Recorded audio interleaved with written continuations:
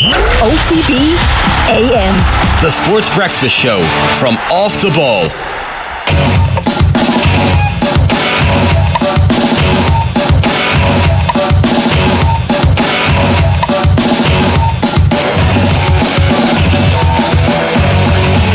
Past 7 on this Wednesday morning. Very welcome along to OTB AM, the Sports Breakfast Show from Off the Ball with myself, Shane, and Nathan Murphy. Good morning. Good morning. I like that introduction, Shane. Yeah, straight into it. Bit of energy and enthusiasmos. No messing.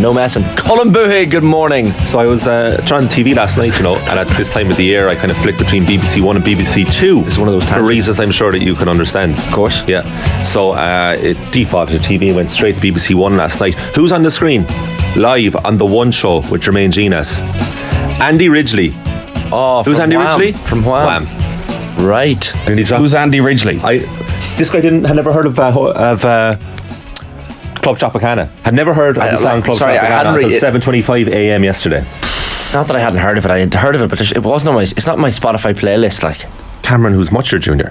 Yeah, it's true. Was singing along to it there beforehand. It's not on anyone's Spotify playlist, but it just pops up in your life. It's essential to people's lives. So I nearly dropped the remote chain with excitement. Can you be starstruck from someone on TV? I was like, that's the Andy Ridgely nowadays. So. He's very placid now. It's a totally different character to the one that's in the documentary. Of course, you wouldn't notice because you haven't seen the documentary. Yeah. You need to see it. One more person saw it since yesterday. Emma Carroll. Do you know, I talked about bridges yesterday for like maybe 20 seconds. That was dull. That was dull. That was dull. The Wham documentary was far more interesting. Yeah, but this is the I've third seen the Wham documentary. So. Have you? You seem shocked. Like, this is the most popular documentary around right now. Come here. This is not some sort of niche thing that you've discovered. Come here now. Come here. I was asking people around who was on the show. I was like, have you seen it? No. And your man's like, of course I've seen it. Yeah, just landed in there. He was waiting for it. And you know why he saw it? Why? Because you saw it. No, because it's excellent. Right. And the anticipation was there, and the trailer was it excellent, Nathan? Oh, absolutely, brilliant.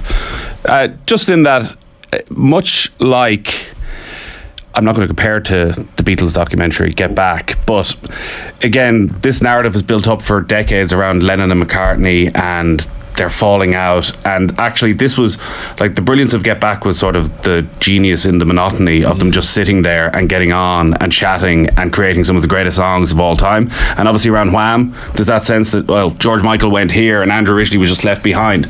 And Ridgely is just no bitterness at all. He's the coolest cat going. But they were friends up until Michael's death, yeah? Yeah, yeah. I watched that Parkinson documentary from 1998. So that's like 10 years after they broke up, and he's like, well, we don't see each other that much anymore, but I know he surfs in Cornwall and he made the smart decision. But it didn't seem like there was any animosity. Right. But I don't think they saw each other much. No, I think they just drifted apart because George Michael obviously went on to bigger and better things. So Emma Carroll sent me a photo of the thumbnail of his documentary on Netflix last night, and I only saw the message about an hour and 10 minutes later, which is towards the end of the documentary. So I'm not going to say anything. The thumbnail, so that's anything. All I have to do to. No, Emma was like, I'm about to watch it. No, because I didn't even realise the timeline. I always assumed that the George Michael solo era just began after Wham. But actually, he was doing a lot of his own stuff, like his ascent to superstardom had happened in the latter years at a bar. Careless Whisper. Ridgely was like, "No, do it yourself, boy. No bother." Have you basically over the last 3 mornings told me the entire plot, or is it still worth? Well, there's no plot. It's a true story. It's not Succession here. No, not the plot, but like the order in which I don't want to tell you what happens after the documentary finishes. Yeah, but it's not. Yeah, well, what's the problem like? Good for one, the character. right. But like, you know, what I mean by that is you, like all the interesting stuff you've kind of, you know, petered. That's promotion. That's called promotion. Okay. You're going to watch this and be like, wow, because at the moment all you're hearing is me talking about it. You have to see it in motion, in pictures and talking. Okay. And it's done you love Aziz Kapadia. You love Senna. His it's the exact same style of documentary. Okay. Anyway, Emma came in this morning and she was like, this is how she said it to me. This is very good. She was like, I was worried, Colin. Oh no. I was worried after all the build up. And what did she say? I wish there was a part 2. Part 2 of course would have been. But there's just a general niceness to the documentary. Sometimes these documentaries you expect to be built up as the true story of the breakdown between Ridgely and Michael. There's none of that. And you know, and it's still every bit captivating. What do you call him? Yug? Because his real name, his actual name, like his Greek name. Oh, yeah. And he was cool, like, you know, cheeky chappy Cockney geezer, like Ridgely or George Michael? Ridgely. And George was the awkward one. We are getting to ruin it. Like Ridgely, you know, when they started out, Ridgely was the Ridgely's man. boy, like. Right. Handsome, like wore the 80s very well. It suited him. Okay. Swagger. George Michael grew into himself. He did. Yeah, he did. And he would say, an early one. because when the pictures back in the day, like, this guy, like my sister was devastated over George Michael's preferences. Right. Put it that way. Jesus, yeah. I will watch it before the weekend. You won't though. I will. Because I've been on too about Boiling Point for a while. Boiling Point, yeah. The reason I'm put off Boiling Point is because I watched Uncut Gems, which I'm told is as stressful a movie as Boiling Point. Yeah, but I don't like stressful It's movies. far more relatable. Have you worked in the service industry? I have. You got to watch That's it. why I don't want to watch it. Oh no, you don't work there anymore. No, I don't. You service the people now instead. Well, there you go. You know. Still in the service industry, so. In a nice way. Yeah. Yeah. I will watch it though before the weekend. That's actually a promise, touch wood, that I will watch it. Nathan, you weren't watching it last night because you were in Tallaght I missed Stadium. the one show. Now, there's very few things that take me away from the one show of a Tuesday evening. Yeah. But Shamrock Rovers in Europe is one of those rare things. And yeah, it was I won't say it was a shit show, but it wasn't far off. It was an absolute disaster. It was as poor a Shamrock Rovers performance as we've seen in Europe at this stage of the competition in qualifying for a long, long time. Their home record over the last couple of years in qualification has been very good, but this was a massive wake-up call for Stephen Bradley. Probably a matter for everybody around Rovers as to exactly where they are. In some ways, it shouldn't be a surprise. Like, they're 4 points clear at the top of the league, but they've played 25 games. They've won 13 of them. Yeah, so great. they are just about getting by because everybody below them is beating each other. And while the standard of the league has probably come up, like, Rovers aren't any better than last year. In fact, they're a lesser team than last year when you look at the fact that Andy Lyons isn't there anymore. Obviously, Danny Mandrea was pretty much gone by Europe last season anyways. Chris McCann has gone the middle of midfield. And last night in the first half was shocking. Yeah. I could not believe how poor Rovers were in that first half. Like, they were like the away team. Couldn't string passes together. This Icelandic side, Breidablik, now they've had the advantage of a couple of European games. They came through a little mini qualifying tournament, so bit of momentum, bit of form. But Rovers, strong favourites to progress from this tie. And Breidablik in the first half played them off the park. Like, they played like the home side, dominated possession, were slick in passing. I thought Rovers, I think the way they set up was too negative playing at home in the first leg. Yeah. Like, they played, as always, played three at the back, but they played two holding midfielders, two wing backs who never got forward in the first half at all, and then Jack Byrne and Dylan Watts as the two behind Rory Gaffney. Byrne is always going to drop incredibly deep. Watts never got up near Gaffney. So you had this scenario where Jack Byrne would get in the ball and he twisted and he turned and he twisted and he turned and he'd go back and he'd go back, and his only ball was a long ball to Gaffney, who in fairness, he made the mistake in the build up to the goal, but was, I thought, the best player on the pitch and the strongest player on the pitch. But yeah, it felt like a night where Rovers needed to be an awful lot braver. Not helped. There were a couple of injuries, and definitely Ferrugia and Clark, like the wing backs, are crucial for everything that Rovers want to do. And Finn and Kavanagh just didn't offer a similar outlet. But yeah, they're going to Iceland next week. It's not over. But in terms of where the club is going and what they would see as, constant progress. Like, this is the game you have to win. This is the biggest game of the year. You win this, you're guaranteed a Europa Conference League playoff at a minimum. So you win. If they win next week, they go play Copenhagen in the next round of the Champions League qualifiers. Even if they lose that, they go to the Europa League. Even if they lose that, they go to the Conference League playoff. Whereas if they're beaten next week, they're into the second qualifying round of the conference. And they've got 3 rounds to get through to get to the group stage.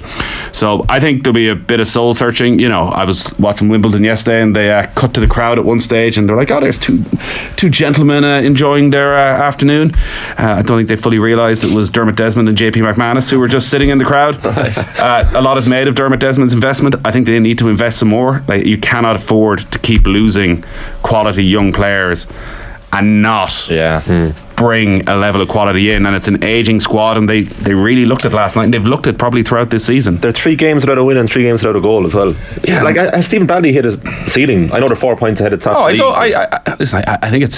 I think Bradley maybe last night did get it wrong in terms of his midfield setup. It felt like a night very early that you needed the power of Richie Towell, and when Towell came on, he played out on the right hand side, but like, Watts has been in and out this year and just couldn't really get himself involved in the game at all. Was it a night to play Johnny Kenny up front alongside Rory Gaffney? Again, at home, get your lead, bring something over to Iceland next week, where they're going to be playing on a plastic pitch. again, which is not a scenario they want to find themselves in, chasing goals away from home in Europe. I don't think it's a case at all that Stephen Bradley has hit his ceiling. I think it's maybe a case that this group of Shamrock Rovers players have hit their ceiling. And look, it looks like it'll still be enough for them to win the League of Ireland, and without huge investment, I'm sure there's any amount of League of Ireland plans saying Rovers investment, there's more investment there than there is anywhere. But if they want to get to a scenario where they're cruising to league titles and competing, were Breidablik played down too much? Because they've 10 current or former internationals. I know maybe you could say it's Icelandic internationals, whatever the level is there, but I know Steve Bradley wasn't playing them down in advance of the game, but they're not a bad side. No, but they're third in the Icelandic League and they're 11 points off the top of the table. And here, it's the Champions League qualifiers. There's not going to be a huge amount of bad sides, and it'll generally be teams who are comfortable in possession, because most teams that win leagues aren't teams that sit back and go on the counter-attack. And I still think, when you look at the form lines, and I met Dan McDonald outside the stadium, and he was, I'll steal all his lines from when he's on later in the week, that apparently the talk around Rovers, having watched, and Stephen Bradley had gone over and sort of watched that qualification tournament, that they were better than people were expecting, they were better than what the bookies were suggesting, and they showed that last night. But first round of Champions League qualifiers, you got to be progressing if you're Shamrock Rovers, if you want to go where you feel you're going as a club. But yeah, I just felt it was so flat around the stadium, didn't create enough chances. But they're still relying on Rory Gaffney, who, Rory's 33 at this stage, has had a great career. He's Player of the Year last year. There's nobody really coming in to take on the mantle. Johnny Kenny's done grand, but the fact he's not given a start at home in a huge European game probably shows where he's at the moment.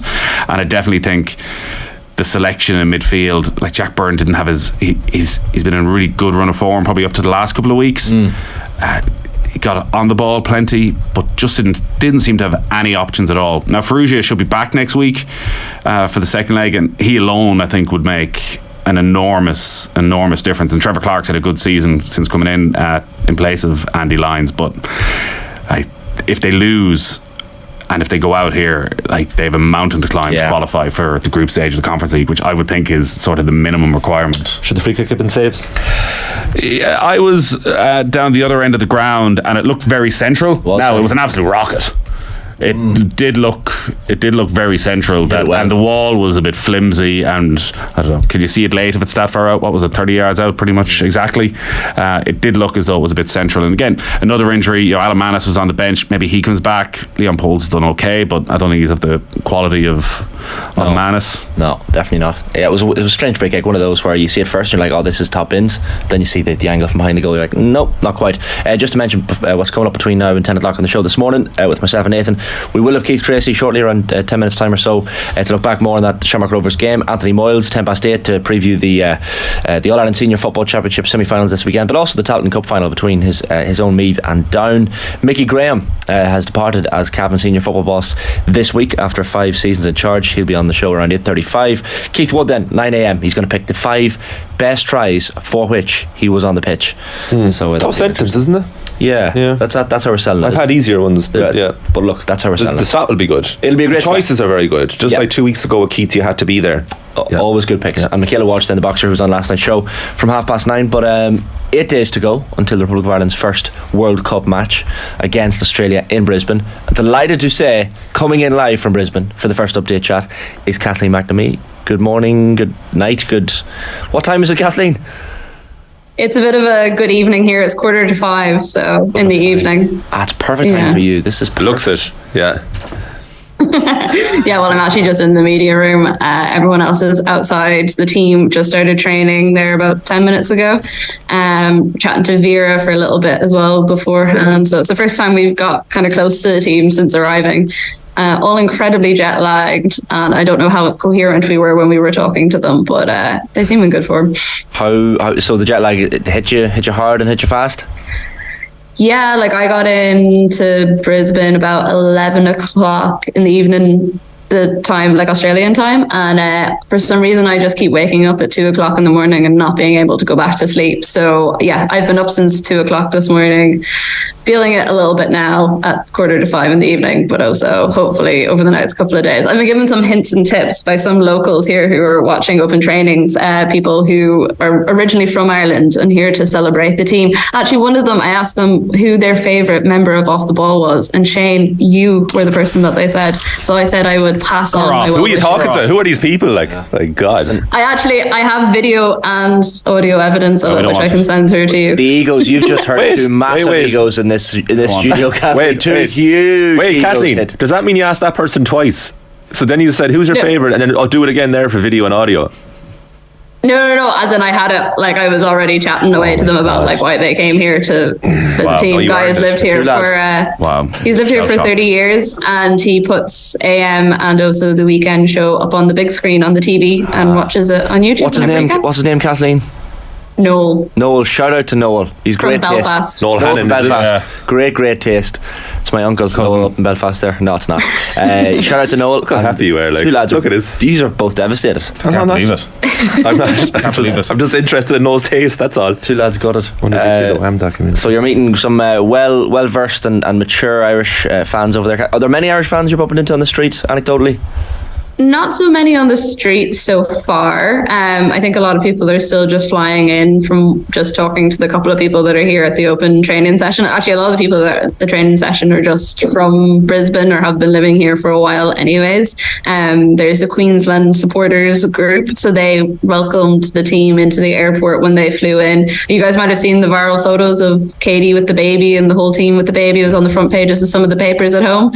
Yeah, so they've been doing the rounds a lot with the team and talking to various people, trying to stir up a bit of activity. I was also informed that the Queensland GA senior semi-final is happening on Sunday. So shout out to them as well. No one told me who's playing and I'm waiting to get that information. But you're doing live commentary of it on Sunday, so you don't want to find out. I know. You're going to be presenting the trophy, Kathleen. Actually, could we get that? Can we organise that? Oh, yeah. What's the name of the competition? 9 a.m. It's just the Queensland semi-final for the GA. Oh, it's a semi-final. Okay, but for the final, you could be back. And I think it would be appropriate for you to present the trophy to the winners. Yeah. Well, the lads, Shane Hannon Memorial Trophy. The Shane Hannon fan club were asking me, did I have any good prizes? Because they have they have like a little World Cup draw, and I was joking that I could get them an Off the Ball signed jersey, and they were actually very keen on the idea. So I might have to start doing kind of Andrew Ridgely, and we're kind of George Michael over here, I think. Really. In many ways, Ridgely's still alive, so happy days. Whoa! It's not his favourite anymore. Is that the type of hero you want? Like, I'll send over like a little Monaghan Teddy or a cameo. It's a dark side to you, actually. If people got to know the real you, like he says stuff like this off air all the time. Like, it's way worse. You bring it out of me, lads. It's way worse off air. Kathleen, obviously Ireland actually aren't playing in Brisbane till the last game, so I'd imagine most of the family are probably going to go straight to Sydney, but there are games in Brisbane, and from what I was reading yesterday, there's quite a few teams based in Brisbane as well for their training camps. Is there much of a sense that this World Cup, the biggest ever Women's World Cup, is on the verge of kicking off? There isn't a massive amount, I have to say. Like, there's a couple of flags around the place, but it is also kind of relatively anonymous. I've talked to a few different people in, like, say, restaurants or shops, and just kind of asked them, they'd be like, oh, what are you doing over here? And I'd say the World Cup's on, and they're kind of like, oh yeah. And like, people have a vague notion that it's on, but I don't know if has the hype really set in yet. It certainly doesn't feel like it, but also I've only properly had time to wander around Brisbane for like a day now, so it could be, as the week goes on, more and more of that kind of starts building up. I know England are about the place, and I was chatting to some of the media that are covering them, and they said there's actually been quite a good hype around them, but they're also their base is a bit further down the coast from here. So I think a couple of thousand people turned up for their open training session, which was quite good going considering how far away from home they are. That's what I was going to ask you, Kathleen. I know you've only had a day or so to see Brisbane. You've a lovely photo in the back of the Star this morning of Amber Barrett and Heather Payne with the Brisbane nice looking skyline behind them, and decent looking weather as well. Nice city so far. Yeah, it is really nice. Like, in fairness, yesterday was glorious. It was like 23, 24 degrees, blue skies. You were kind of wandering around. It's a little bit strange because it's winter here, so it starts getting dark at like 5 o'clock in the evening, and I just wasn't prepared for that, having been used to being in Irish summer. But then today we were joking that because we were pitch side where the team are training, doing these interviews, and the last 2 times we've interviewed the players in back home in Ireland in the UCD Bowl, it's absolutely lashed rain. And like, you know, the weather at home has been quite nice recently. It's like one of the few days it's lashed rain, and of course we were chatting to Vera earlier, and what happens, it starts to rain and all the like locals are like, oh, we haven't seen rain in a few days. It's lashing rain at 6 o'clock this morning here, so yeah. I think we just brought it with us. I would, Kathleen, describe Brisbane as underrated in Australia. Yeah, I lived there. Oh, you lived in Brisbane? Learn me. Yeah, Sydney. But I have family in Brisbane. Sydney's not Sorry, Brisbane. wait a second. Family in Brisbane. The City Cat. The City Cat's where it's at in Brisbane. You get that? It's like it's boat travel. That's like their big. It's almost like their bus over there. You go everywhere in the City Cat. Okay. Very cool city. Right. It is quite cool. I did actually walk by that the other day, and I was going to hop on, but then I wasn't entirely sure where I'd end up. Hipster, real hipster kind of vibe. That's why I call him Wham, I think. What? Real hipster vibe in Brisbane, is it? No. Very commercial. What European city would it most compare to? Oh wow, you're really putting me on the spot here. I'm in the like commercial district where I'm staying, and it's very like Canary Wharf. Like that's what it feels like. And then when you go over to the South Bank and along the river, it's a lot more chill vibes. Yeah. Like vaguely European at times, I think. Kind of reminds me of like Lisbon or something, you know, along the river there when you can go. If it's a hipster Australian city, you're looking no further than Melbourne. Right, that's the hipster spot. Yeah, that's the part. That's what Colin most enjoys then. Yeah, I didn't live there now. Kathleen, we will catch up over the next. Is there any news, Kathleen? Like, she's at open training a week out from the World Cup. I don't know if you noticed, but our captain was hobbling off the pitch the last time we saw her. Katie all right? Is Katie all right?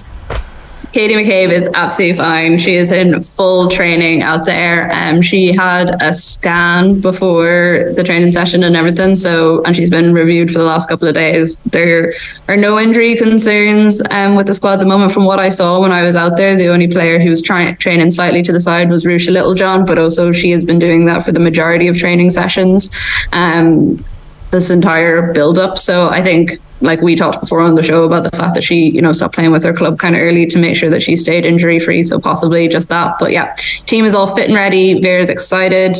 Game behind closed doors on Friday against Colombia. So that will be interesting just to see, does everyone come out of that with no injuries whatsoever? And yeah, there'll be lots of content coming over the next couple of days. Some Vera interviews winging their way to you through very slow Australia Wi-Fi at the moment. Because I was a bit concerned that maybe you weren't in Brisbane, because you know we've no way of you pulled a fast one here. Like you made up some convoluted story about beating that fan of Shane Hannon, which sort of video that's all he's heard. Yeah. So we need some visual proof here, Kathleen. Nathan, I still have the sore back from the 20-hour flight over here, stuck on the tarmac in Dubai. I was going to say because she's carrying this show. That's what I thought. I thought she was going to go from carrying you during the broadcast in Tala last Thursday night. That's fair. Oh, but no, she's not as cynical as us. Guys, my ego is just not as big as yours. No, that's fair. Kathleen, any idea when the Colombia match is kicking off? What time? It's 8 o'clock Australian time, so 8 o'clock Brisbane time, which is 9 hours ahead of you guys. Okay. Will we even hear the result? That's like producer Colum coming in. Yeah. We probably won't hear the result. A lot of the time what you get is just like a little bit of trickle of information through about it. So, you know, any injuries, how it went. If we got absolutely hammered, you'd probably hear it. But apart from that, you remember when they had the Germany game in Marbella, it was all pretty tight. A few sources from outside the camp let me know what happened in that one, so maybe that'll happen and everyone needs to tune into Koigig to hear more, lest I say any more. Wow. There you go. Good. Get the Koigig pod wherever you get your podcasts.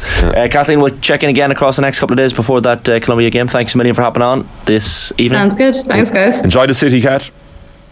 I will. And if you meet any fans of you lads just do text us and video that, honestly. I did leave it out that Jer and Joe were also in the list of people mentioned. But AM was well represented. How obvious. This guy's no creativity, no imagination. Like the two most famous people, a big deal. Like you know, he's got Nathan like current sports broadcaster of the year here. Yeah, it's true. Yeah. It's true. Reigning and defending 3 times. Kathleen, great stuff. Thanks a million. 3 times. Thanks, guys.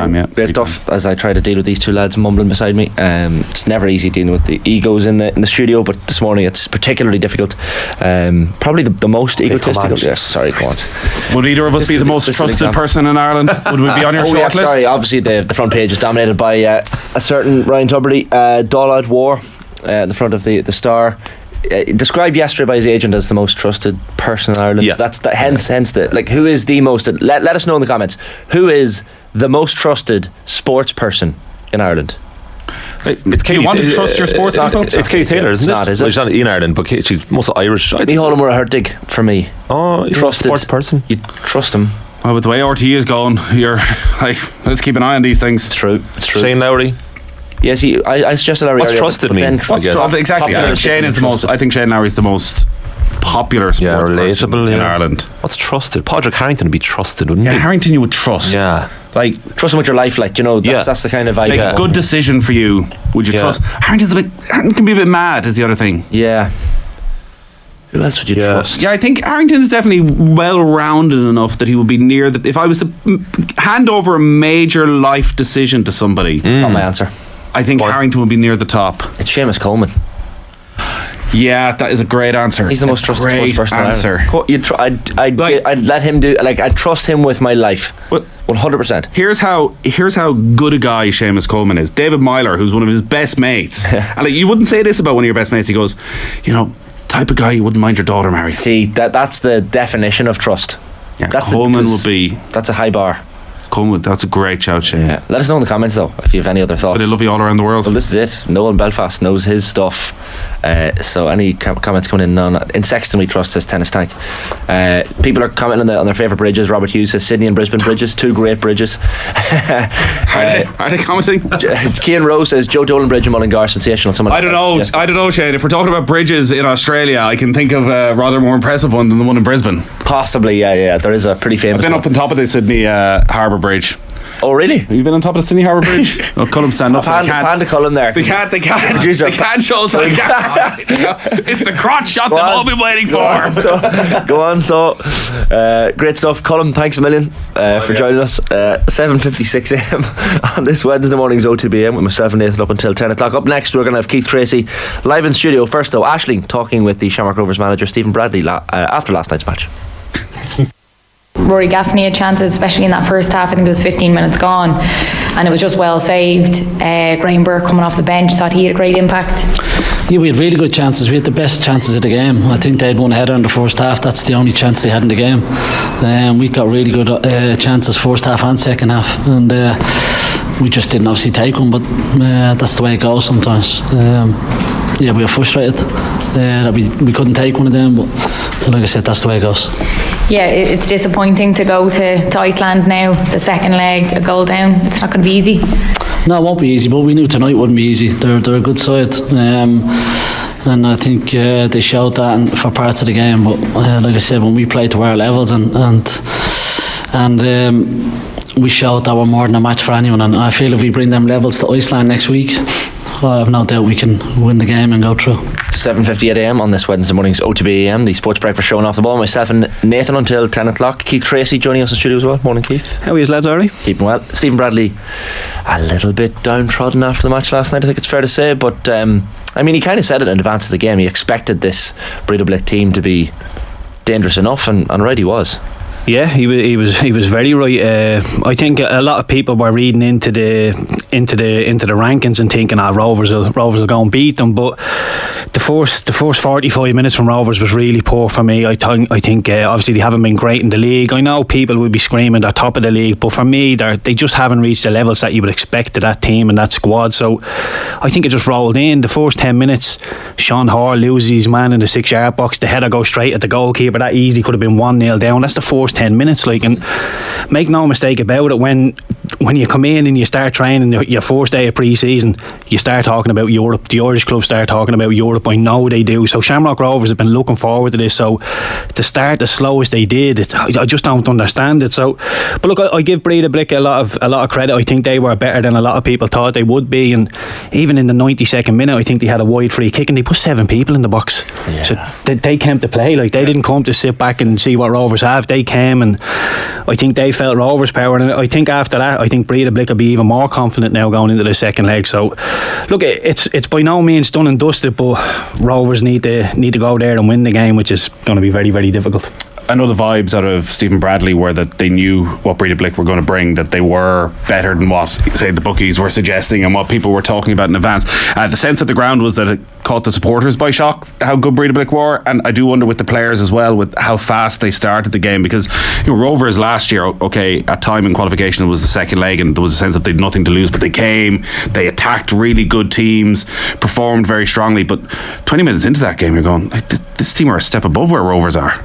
Yeah, well, look, I would say that the first half you're thinking Breidablik are really, really good. This is going to be a struggle for Shamrock Rovers, but I would look to the second half, Nathan. It was a lot more competitive in the second half when Rovers were at it, when they were going after people, they were pressing a little bit more. When Graham Burke come on for about 10-15 minutes, he started pulling strings, maybe had a few chances, and Rovers did. I think they'd 5 shots on target in the game. Kavanagh had one where he cut in on his right and sort of skied it. There was a lovely little angle there just to curl that. So they did make chances. I think Stephen Bradley and Rovers should just forget about that first half, because that can happen in football. It's a little bit unforgiving when you're saying, Rovers have been looking forward to this, the fans have been looking forward to this. A lot of people put all their eggs into the European basket. A lot of the Rovers fans have. So to turn up and be that poor in the first 45 minutes, I just hope that isn't the difference between the two teams after the 2 legs, and it could very well be, because it seems like going on the second half alone, there's very little between these two teams. And the goal even in itself was disappointing. Like, Gaffney too keen to take the free kick, gives the ball away, and then obviously Dan Cleary is forced to make the rash challenge. Like, it's just disappointing that's how the goal was conceded, because that, as you say, that could be the goal that... Yeah, well, it is. These big games, they always come down to fine margins, and even the free kick itself, I think it's Gaffney who leaves a bit of a gap, and the ball comes through the gap in the wall, and even I think it's fairly central. I don't like criticising goalkeepers, but when it's as central as that, I think even when Minovic hits it, when you hit a strike like that, generally when it comes off your foot, you're thinking that's hitting the back of the net. I don't think he'd have got that feeling, so he'd have been a little bit surprised that it went in, but I get that he would have seen it late. There was gaps in the wall which there shouldn't have been, so I think Rovers just made a couple of basic mistakes and a silly free kick they give away. But again, when they did go direct to Gaffney from front to back, I thought they looked dangerous. I thought Gaffney done well, won his one-on-one battles, but Breidablik then adapted and went one long, one short, and they started to figure that out as well. So look, they look like a very, very good team, but Rovers have felt their power now, so hopefully Rovers now will be at it from the off. If they can get a goal in the first 20 minutes over there, then anything can happen, but it's going to be very, very difficult from what we've seen. What did you think about Rovers' team selection last night? Both team selection and tactics, and the way they set up, particularly in that first half where Richie Towell is on the bench, Graham Burke is on the bench, obviously injury problems with the wing backs that are so crucial to them, and Ferrugia felt like a massive loss last night, but they didn't seem to have any link at all between Gaffney and what was behind.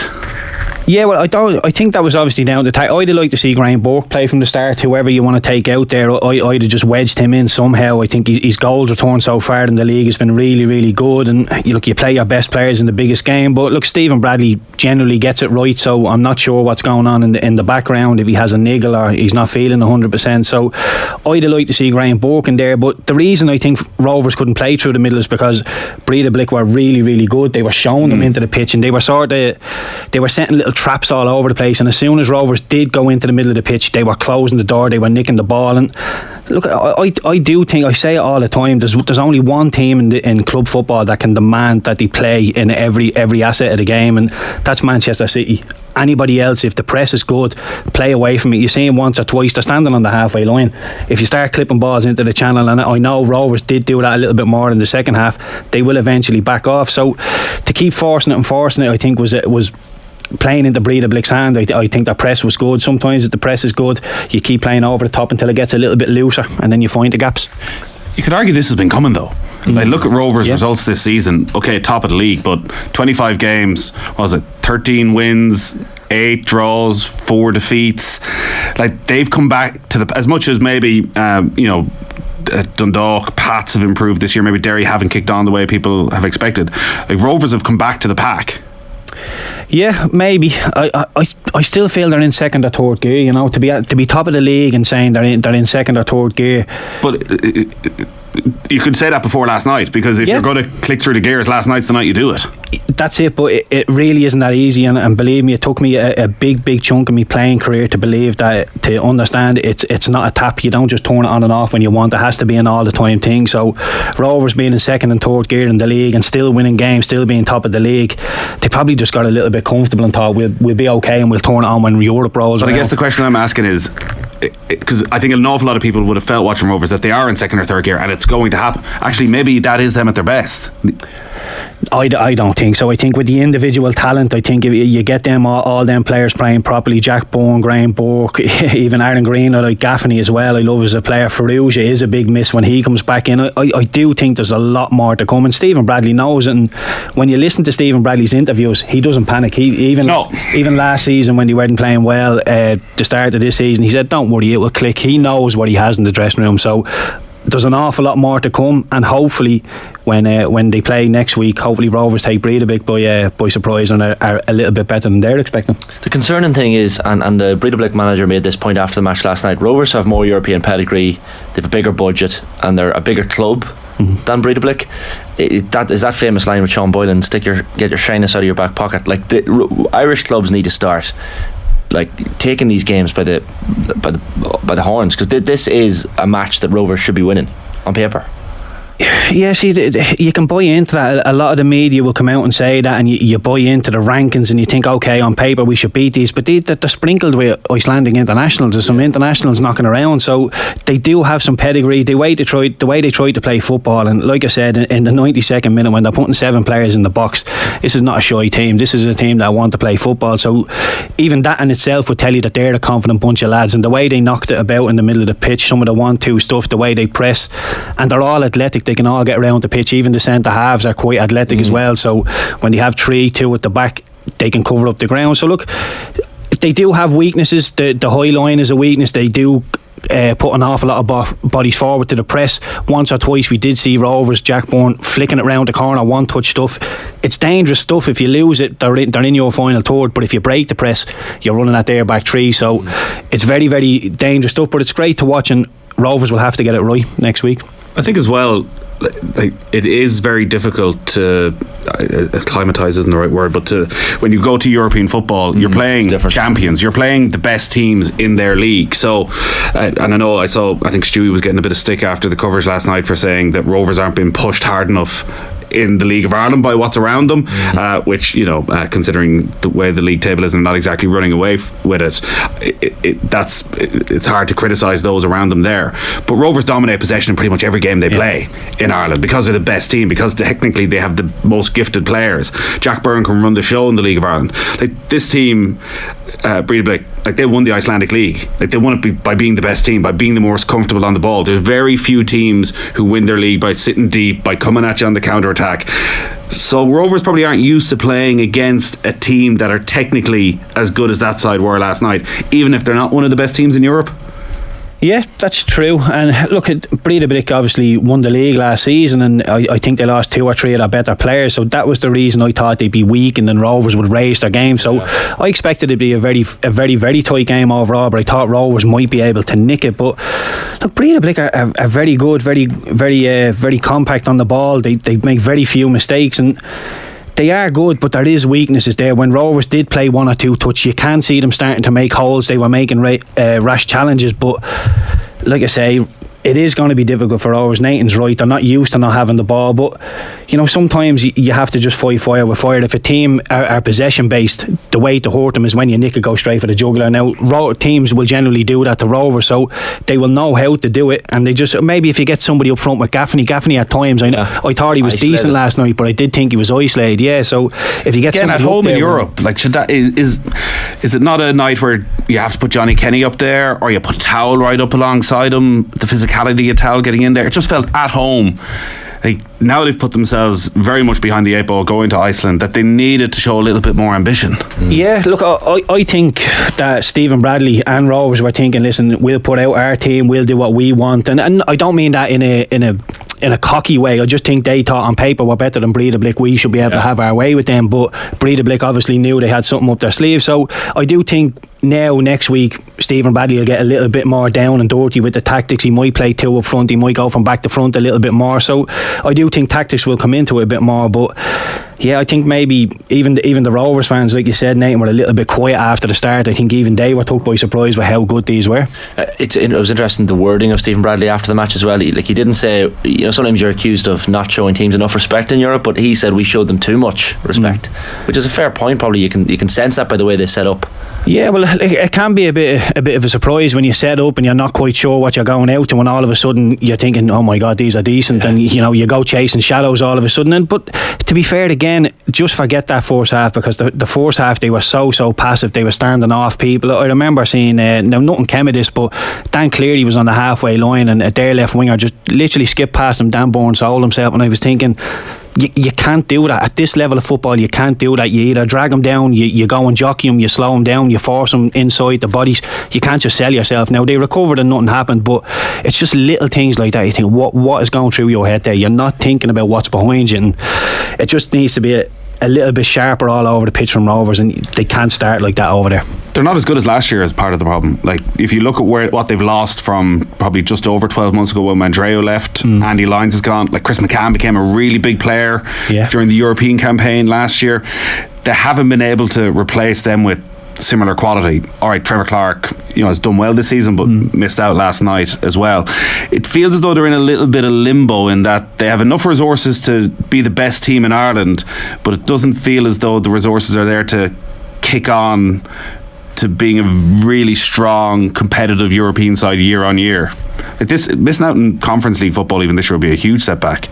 Yeah, it would, but look, I do think it comes down to the strength of the league, and Rovers are winning the league, and I do think there's a bit of truth in what Stewie Bourne was saying last night about Rovers not being pushed. If the competition you're up against week in, week out is not quite up to the standard you're going to face in Europe, then there is going to be a bit of getting used to it. Now, the one thing for me is that Rovers have felt their power now. Hopefully they know what to expect. But do I think Rovers are worse than they were last year?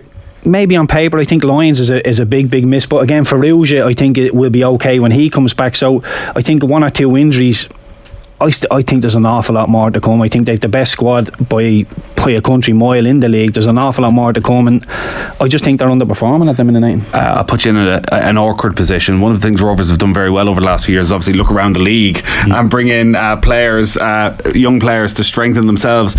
When you look at what Rovers have at the moment, are there players around the league that you look at that you think they should be targeting, maybe even during this transfer window?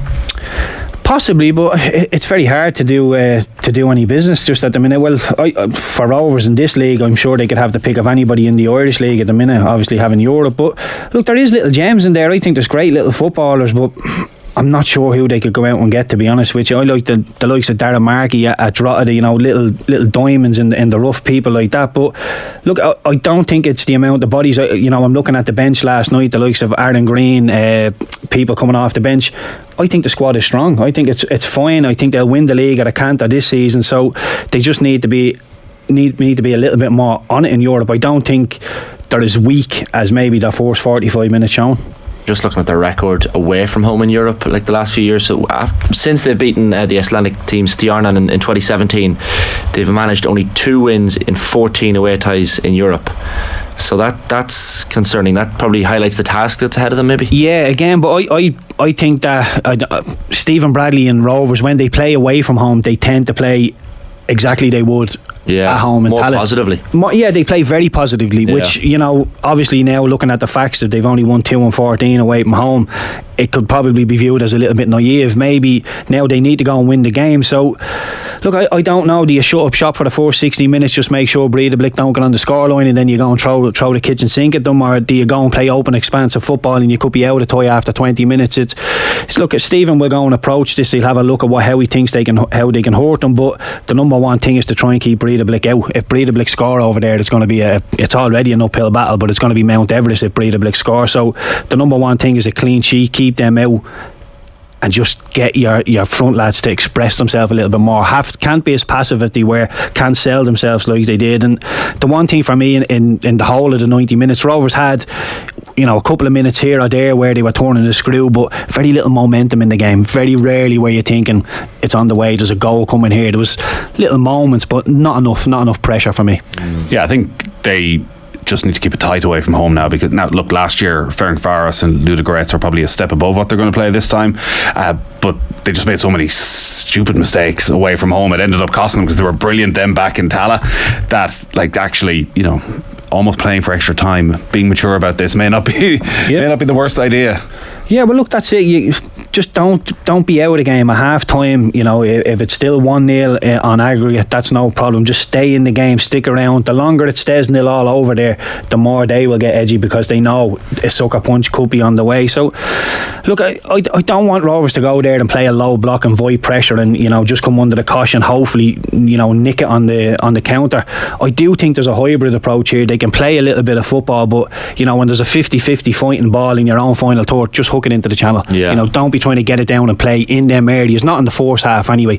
Just play a hybrid approach, play sensible football, keep yourself in the game, and then, like I say, when we get into the business end, 60-70 minutes, start making a few more risks, and hopefully we can hit them. We should, Keith, before we go, mention some of the transfers involving Irish players that have kind of happened over the last week or two. We of course last week heard about Nathan Collins to Brentford, Chidozie Ogbenya to Luton Town, Ryan Manning's joined Russell Martin at Southampton, which is an interesting move for him. Both work together, of course, with Swansea. Jason Knight to Bristol City. On the back page of the Sun I'm looking at here, Matt Doherty closing in on a sensational return to Wolves for free 3 years after Spurs paid 15 million for him. Wolves are actually going to play Celtic in Dublin on the 29th of July. Both teams pulled out of a pre-season tournament in South Korea, promoters failing to fulfil their obligations, so could have his Wolves second debut in Dublin. But an interesting move for Matt Doherty back to Wolves. Yeah, a decent move. A lot of the moves for the Irish boys on paper are decent moves. Again, that's a very decent move from Matt, and you would expect him to play at Wolves. I know Wolves have a decent defensive record under Lopetegui, but hopefully now he comes in and plays. Even the Ogbeni one really gets me excited, because Ogbeni going to Luton, Luton don't have millions to be thrown around. You would imagine now they brought him in the door that he will play, so he'll get to cut his teeth in the Premier League. And Collins to Brentford as well is a really, really good move. But people said this to me 12 months ago, isn't it a great move for Collins to be going to Wolves? Didn't turn out that way, so this will only be a good move if Nathan plays. If Nathan doesn't play, I think the Irish team will suffer for it in the long run. It's great that Doherty isn't going to Saudi Arabia for any number of reasons.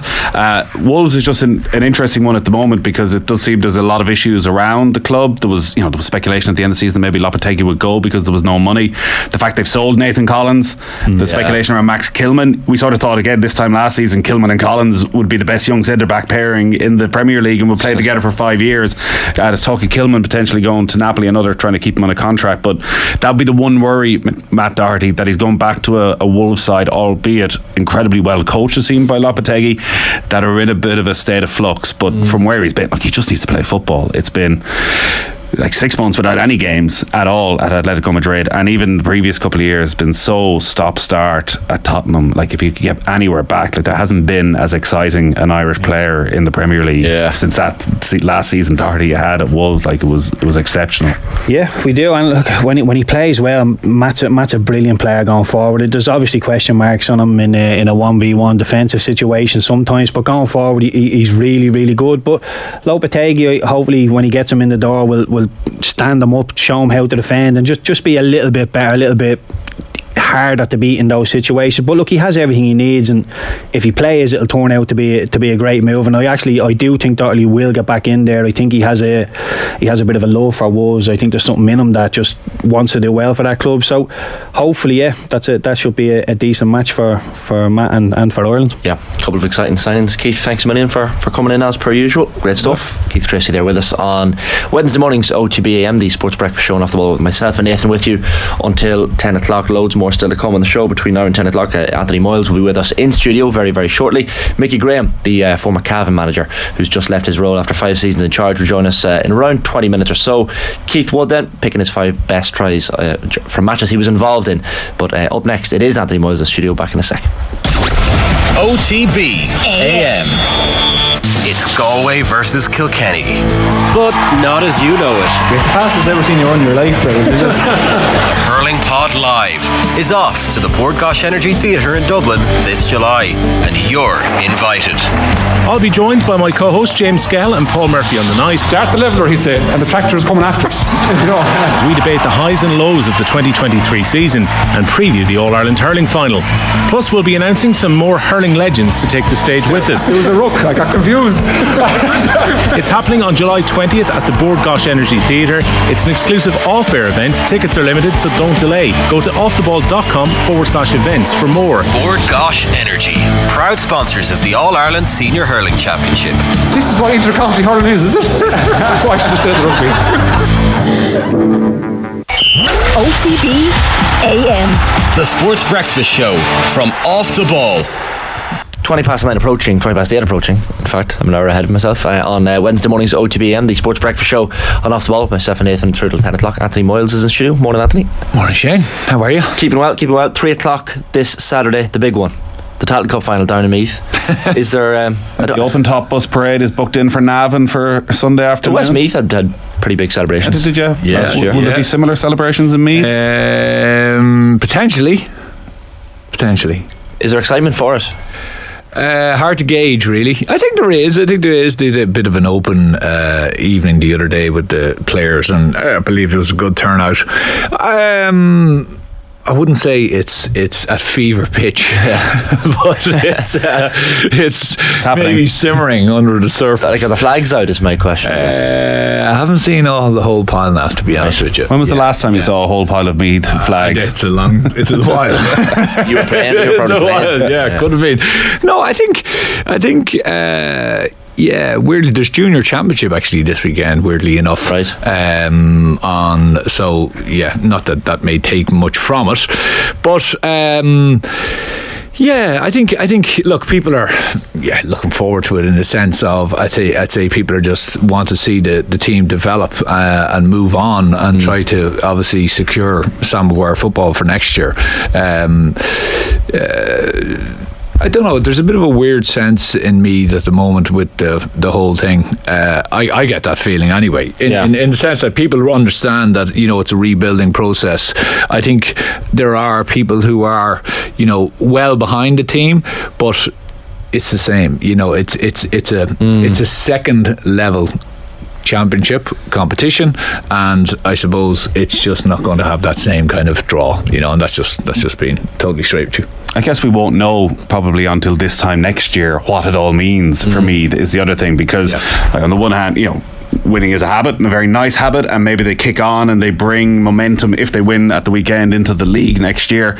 On the other hand, Colin O'Rourke's style of football and wanting to go a bit old school and kicking the ball in, maybe that works in the Tailteann Cup, but then you're back to reality. Yeah, I think I think the average age of the Down team is probably about 23, 24. I'd say it's pretty similar on the Meath team. So two very, very young teams. I think two counties that have obviously proud tradition and that need to, I suppose, realise and maybe have realised over the last 1 or 2 seasons that actually things are different now and we need to do things a la Derry. So we need to change things in lots of respects. Club, development squads, how coaches are developed, how coaches are trained, all the way up to the top table. So I think there's still a lot of work to do there. I think there's still a good bit of work to do there in Meath. I'm not sure about Down. Are Meath, how far are Meath off, say, a Cork? Because Cork had such a brilliant year, but are Meath far off that? They're not far off it in the sense. I still think we're 1 or 2 probably really good forwards off it. My fear for this weekend, and just to go back to Nathan's point, I think this is all about development. You heard Pierce Laverty talking the other day, the Down captain, about development of the squad, getting into Sam Maguire football for next year, having that guarantee, having that card in the back pocket, regardless of what goes on up in Ulster. for me, again, obviously the same type of thing, probably a little bit less of a treacherous road, shall we say, although Leinster is improving and getting a bit more competitive. So it's important for the lads within the squad. Listen, he as a manager, as in Colin O'Rourke, has now had them for an extended period of time. They could have been gone 6 weeks ago. Yeah. So now he's had an extra 6 to 8 weeks to actually train with these fellas, see what they're like. He's blooded loads of new talent, loads of fellas getting their debuts and coming on and playing. So they're gaining confidence. There's lots of 18, 19, 20-year-olds. So it's good for both squads. Have any of them stood out? Yeah, I think Conor Gray has done very, very well. Jack Flynn has done well. They've a lot of big men around the middle. I think Daithí McGowan has done well. At different times they've options. Young Coffey has done well. It's you'd probably say Jordan Morris is starting to show his promise. Matthew Costello has been very, very good recently. My worry with Meath coming into this game is the last time they played down kicked, I think 17 wides. 17 wides. That was Parnell Park. Yeah, that's a haul, and Parnell Park is a tight pitch. Yeah, it's the surroundings around it. Like Crow Park, whatever Ian wants to say, it plays big. It plays wide. It's very difficult to keep it compact, and Down will love that because Down will come at you with pace. You saw against Laois. Now that was a bit of a misnomer, to be honest with you. But if they smell space and if they see the gaps are there, they will hunt goals. Yeah, and I'm a little bit worried for Meath in the sense of, I think Meath's forward setup, certainly in the last while, unless he changes it, Jordan Morris, Lynch and Matthew Costello are three kind of traditional style forwards, if you get me. They're not the workhorses who are going to be back and just do the dog work. They're excellent at what they do. Really, really good forwards. But I just don't think in the modern game you can play 3 of your 6 in that style. Yeah. Okay, so I'd be worried that the Down defence will see that and will drive them the other way, and will force them to defend back in their own half, which is not where you want those lads. So will he change that up? Hopefully. I think he might. Maybe he won't. I would, because I think you need to be in the game, and I think you probably need to frustrate Down a little bit and also do your own counter-attacking. So I think he wants to deliver long ball, but I think there's a time and a place for that, and I think long ball is best seen now delivered when you're on a counter-attack, to leave 2 lads up front and spray those diagonal balls in. But look, it's great. It is good to be in a final. It's great for the players involved. They will approach this all the approach over the last week or two, even meeting young fans and all that. That's all dealing with that. So it's experience for the future, hopefully, for them that they're in a Leinster final or whatever it is. Did see a couple of Meath and Down fans not complaining but voicing their opinions online about the fact that this game could have maybe been put with the Kerry and Derry match, maybe to allow more Meath and Down fans to go. I know it's a sellout on Saturday. A lot of Dublin and Monaghan fans will obviously be in Croke Park. I don't know, is that anything in that? I don't. Yeah, there might have been, but look, the players. It's a minor thing. Yeah, perfect. Most of the Meath fans want to stick around and support the Dubs as well, don't they? Of course, yeah, naturally enough. Yeah, there you go. Yeah, absolutely, and that's what you have to deal with. Of course, with my colleague here on the left. But no, look, it's. Nathan is actually he's right to some regard in the sense of obviously all the families, an awful lot of families that have moved into Meath from Dublin and obviously neighbouring counties such as Kildare, etc., etc. There has to be something to shout for those kids. They have to be able to look up and see heroes. So in that sense, they have to be able to see them on television. They have to be able to see them in big games. So they have to aspire to be these kids or be these players. So I'm definitely seeing more jerseys around and all of that different stuff. So look, it's a good one. I'm not, to be honest with you, I think it's going to be a total shootout. I can't see it being a low-scoring game. So not the way Down play. No, and I think Meath will probably say, right, well, we're just going to go toe-to-toe with you and just see what happens. So it is the curtain raiser for the 5:30, the opening semi-final between the Dubs and Monaghan. like Darrow O'Shea writing in the papers today saying it's going to be a Dublin Kerry final. Philly McMahon was echoing that last week. Go on, Nathan, you're going to say something here. cheeky. Be careful here, right? You know what's going on. I sense I'm being stitched up. Well, exactly. Isn't it just Vinnie Corey's been on. I need something for that dressing room wall. Just an honour. I think if we score, imagine we managed to score a point or two against the great Dubs. Right. Like, share the pitch with them even. Oh, you're right. Look, you're dead right. Point in each half. What an honour. Like, there's so many great stories this week. You've got Clifford single-handedly trying to lead Kerry back, like the return of this great Dublin side. Derry with all the brilliant underage work they've done. And and who are the other team? Monaghan are there. Apparently they're in the semis. A good time, not a long time. No, exactly. Can you make an argument for an upset in that game? Here it is. Fill me full of optimism. I'll walk you up to the cliff face, by the way, there, and off you go. I think it's a 6 point favourites. I've already have too much. I've still too much vitriol coming from Kerry fans. I picked up a little bit of it myself.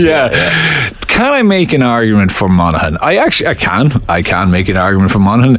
Like, look, Monaghan are there on credit. They have absolutely deserved to be there. I think they were slightly lucky the last day. Okay, but at the same time, they were in the game, and when it looked like the game was going away from them, that never say die attitude, and that's not a flippant argument. You can't just say, some teams have it and some teams genuinely don't have it, and they have it. They have. We spoke about this the last day about Vinnie Corey and the embodiment of that he has, and the players have taken that mantle. I think they have a lot of threats, Monaghan, and I think what Monaghan can do is Monaghan actually play it in quite a few different ways. Like, they have obviously the McManus, they have the Moan threat, they have obviously McCarthy and the guys from wing back, so but they can play it in a different way. And I think what they've learned an awful lot, I was looking back on like the Derry game, when they were pitiful that day, and I don't mean in this, but they really kind of got their eyes wide open, I think, that day, and the management team learned an awful lot about how to play a team that will sit in on top of you, and then they won't let you have that space up front. And if you remember that day, Derry brought McManus and the boys back down the pitch. They were doing a lot of defending at the far end. So Monaghan have learned, and they've kind of said, okay, well, we'll use our weapons at certain times and within certain strategies and tactics involving certain teams. So I think they'll look at this Dublin team and say, okay, is McManus, is he the man to actually have on at the start to try to worry that full back line, or is he someone that we can bring in? Do we want a Moan type of individual who's in there at that full forward, and we can lamp ball into him, and maybe cause a bit of issues for the Dublin full back line, because Mayo were getting joy out of that before O'Shea had to come out, and I still think that man in there, a big man where you can even kick ball or hand pass ball into him and have runners coming off him, is still a threat to that Dublin team. I don't think they like to turn around and run back towards their own goal. So that's an area. So I think they will absolutely be in the game. I think they will probably say to themselves, which you have to do against Dublin, you have to be wary of that fast start, and you also can't, even if they get 4 or 5 or 6 away from you, Dublin sometimes will kind of nearly drop it back into the fourth gear and let you come, and you have to make hay when that happens. I think they have to, and this is the brilliant thing about Monaghan, and we saw it earlier on in the year, any chances that come up for them, they have to just go for it. So if there's a goal chance, Ryan O'Toole, even if it's a half goal chance, even if it's a 10% goal chance, just go for it. Don't leave there with any regrets. Don't play a conservative game. I really can't. I don't. I was wondering, should we all just agree here and now that no matter what way Monaghan set up, we're not going to criticise them on Monday? That if they want to take a common style of football, if they want to hold on to possession for 5 or 6 minutes and bore the life out of a lot of us, let them at it. Their only job is to win this game. I completely agree. Can they do that? I completely agree with you. But what I don't think they have the arsenal, and I don't think they have to win that game if they do that. Right. I think they have to throw out. Look, you don't go bananas from minute one. But what I'm saying is that within the game, you can change things at certain times, and I think they have the intelligence to do that, and I think they have the ability to do that, and I think they also have the players to do that. They're very, very strong down the spine, and as I said, it's 2 of the best half-backs in the country now. They really do. Their midfield is, it's okay. It'll compete. I'd probably worry a little bit about that sector. And then their half forward line are combative, and they're going to have to be, because the Dublin half-back line, I don't think they will play McCaffrey. I don't think they'll start him, regardless if he's 100% or not. I think he is that, that jack in the box, he's that ace in the hole that they have to come on when the game is stretched. So then I think it will come down to a bench situation as well. Yeah, the goals thing is interesting, because like in the league game when Dublin got relegated in Clonus at the end of last season, like Dublin hit 118 in Clonus, but Monaghan managed to put up 313, so they're obviously targeting goals. I think Jack McCarron got 2-5 or something that day. The McManus one is interesting. Like, I'd probably bring him off the bench like the last day. Yeah, like the impact there that he had against Armagh was clear and obvious. Maybe some people might disagree, but it seems to be working so far this season, because there's a lot of young, fast attacking talent to that Monaghan team that maybe can start the game for you. I think that's what you need. Yeah, I think that's what you need. You need to go, as I say, toe to toe. So you know what Dublin will do, whether it's Merchant or they'll bring that massive pace coming from the back line. Just trying to catch it. What can't happen is Monaghan can't really get caught in a loud type situation, which is, I'm saying go toe to toe with them. But what you can't do is you can't all press forward and be exposed on that quick break, right? So I think McCarron's positioning will be interesting. Do you remember before where he would actually come out from full forward and he was kind of playing that quarterback role in the half forward line? I think he is good at that, but I think what they can do with McManus, leave him on the bench, do that with McCarron, try to control the ball when they have it and not press so many forward, and have the likes of McCarthy and O'Connell coming at pace and kicking those long range scores. That's kind of how your first half would match up. And if you watch most games, and really Dublin, when they did the massive damage, it literally was 5 minutes after half time. Like that 5 minute spell from 35 to 40, they scored I think 1-4. So they went from, I think it was maybe 1-7 to 6 to 2-8 or whatever it was. Like, I mean, they just that was it. That was it. Game over. But they squeezed them on the kickouts. They won 3 of 4, and the only one that Mayo got was the one that went over the sideline, if you remember. And I think it was the lad who is centre half forward. Sorry for Mayo. Jordan Flynn. No, it wasn't Flynn that day. Anyway, he was down injured, but anyway, the sideline ball went in. They lost that ball. John Small got a hand on it, and the goal came from that. So in other words, they basically won 4 of 4 kickouts, and that was the squeeze. Now Beggan is massively vital in that role, and I think in Beggan they have an ability and they have a guy who won't allow that to happen. So I think when that squeeze comes on from Dublin, which McStay referenced, he's like, it's quite scary, and it will be. They will squeeze across because of McCarthy, they've Fenton, they've Howard. They'll squeeze that whole sector. That's where Beggan and his position and his ability to go really long will help. It's interesting you mentioned the loud game, because Davy Burke was in here, was it last week, and he was obviously reacting to the criticism that Roscommon took, and he said, well, like, you can't go out and do a loud deal against Dublin. You're going to get absolutely hammered. Your sense is there is actually a middle ground between the two of them. There is a middle ground, and I think if Mickey Hart probably had his time back again, he'd go, we probably went at them, and you can get caught in that, because all of a sudden you get the ball, you're in a break, and everyone charges forward, and then all of a sudden you either kick it wide or they turn you over, and now they have you up the field, and they transition the ball really quickly, and boom, it's a goal. And they smell the goal, they know it's a goal, because they see very quickly, actually it's 3-on-3 here. Even if it's 3-on-4, they think this is a goal opportunity for us. They don't have to have the extra man. If they see 3-on-6, they go, okay, it's not a goal opportunity. We just work our score, we work our point. But if they can sense that, they will go and do it, because inevitably the first man, a Con or someone like that, will take his man on. And if he beats you, now we're down, now we're equal. So there is that middle ground. I think what you have to do is you have to understand, when they've the ball, what are we doing, and when we've the ball, that's where I'm kind of saying Monaghan have to be that bit more, loads of pace, just that kind of nearly controlled kind of aggression and controlled kind of not madness, but just having the ability to try a crossfield ball, put it in there, put it in them all, have players around them, cause a bit of mayhem. I think they have to bring that. Does Kilkenny start? I don't think so. No. You don't think that was just a bit of a kick up the ass? I don't think so. I think when I look at can you drop Pascal? No. So Scully's moving well now, and what Scully does is it's really one of those where you have to watch him for the game because he just does stuff that people don't see. He blocks off areas where fellas look up to kick and they're like, there he is.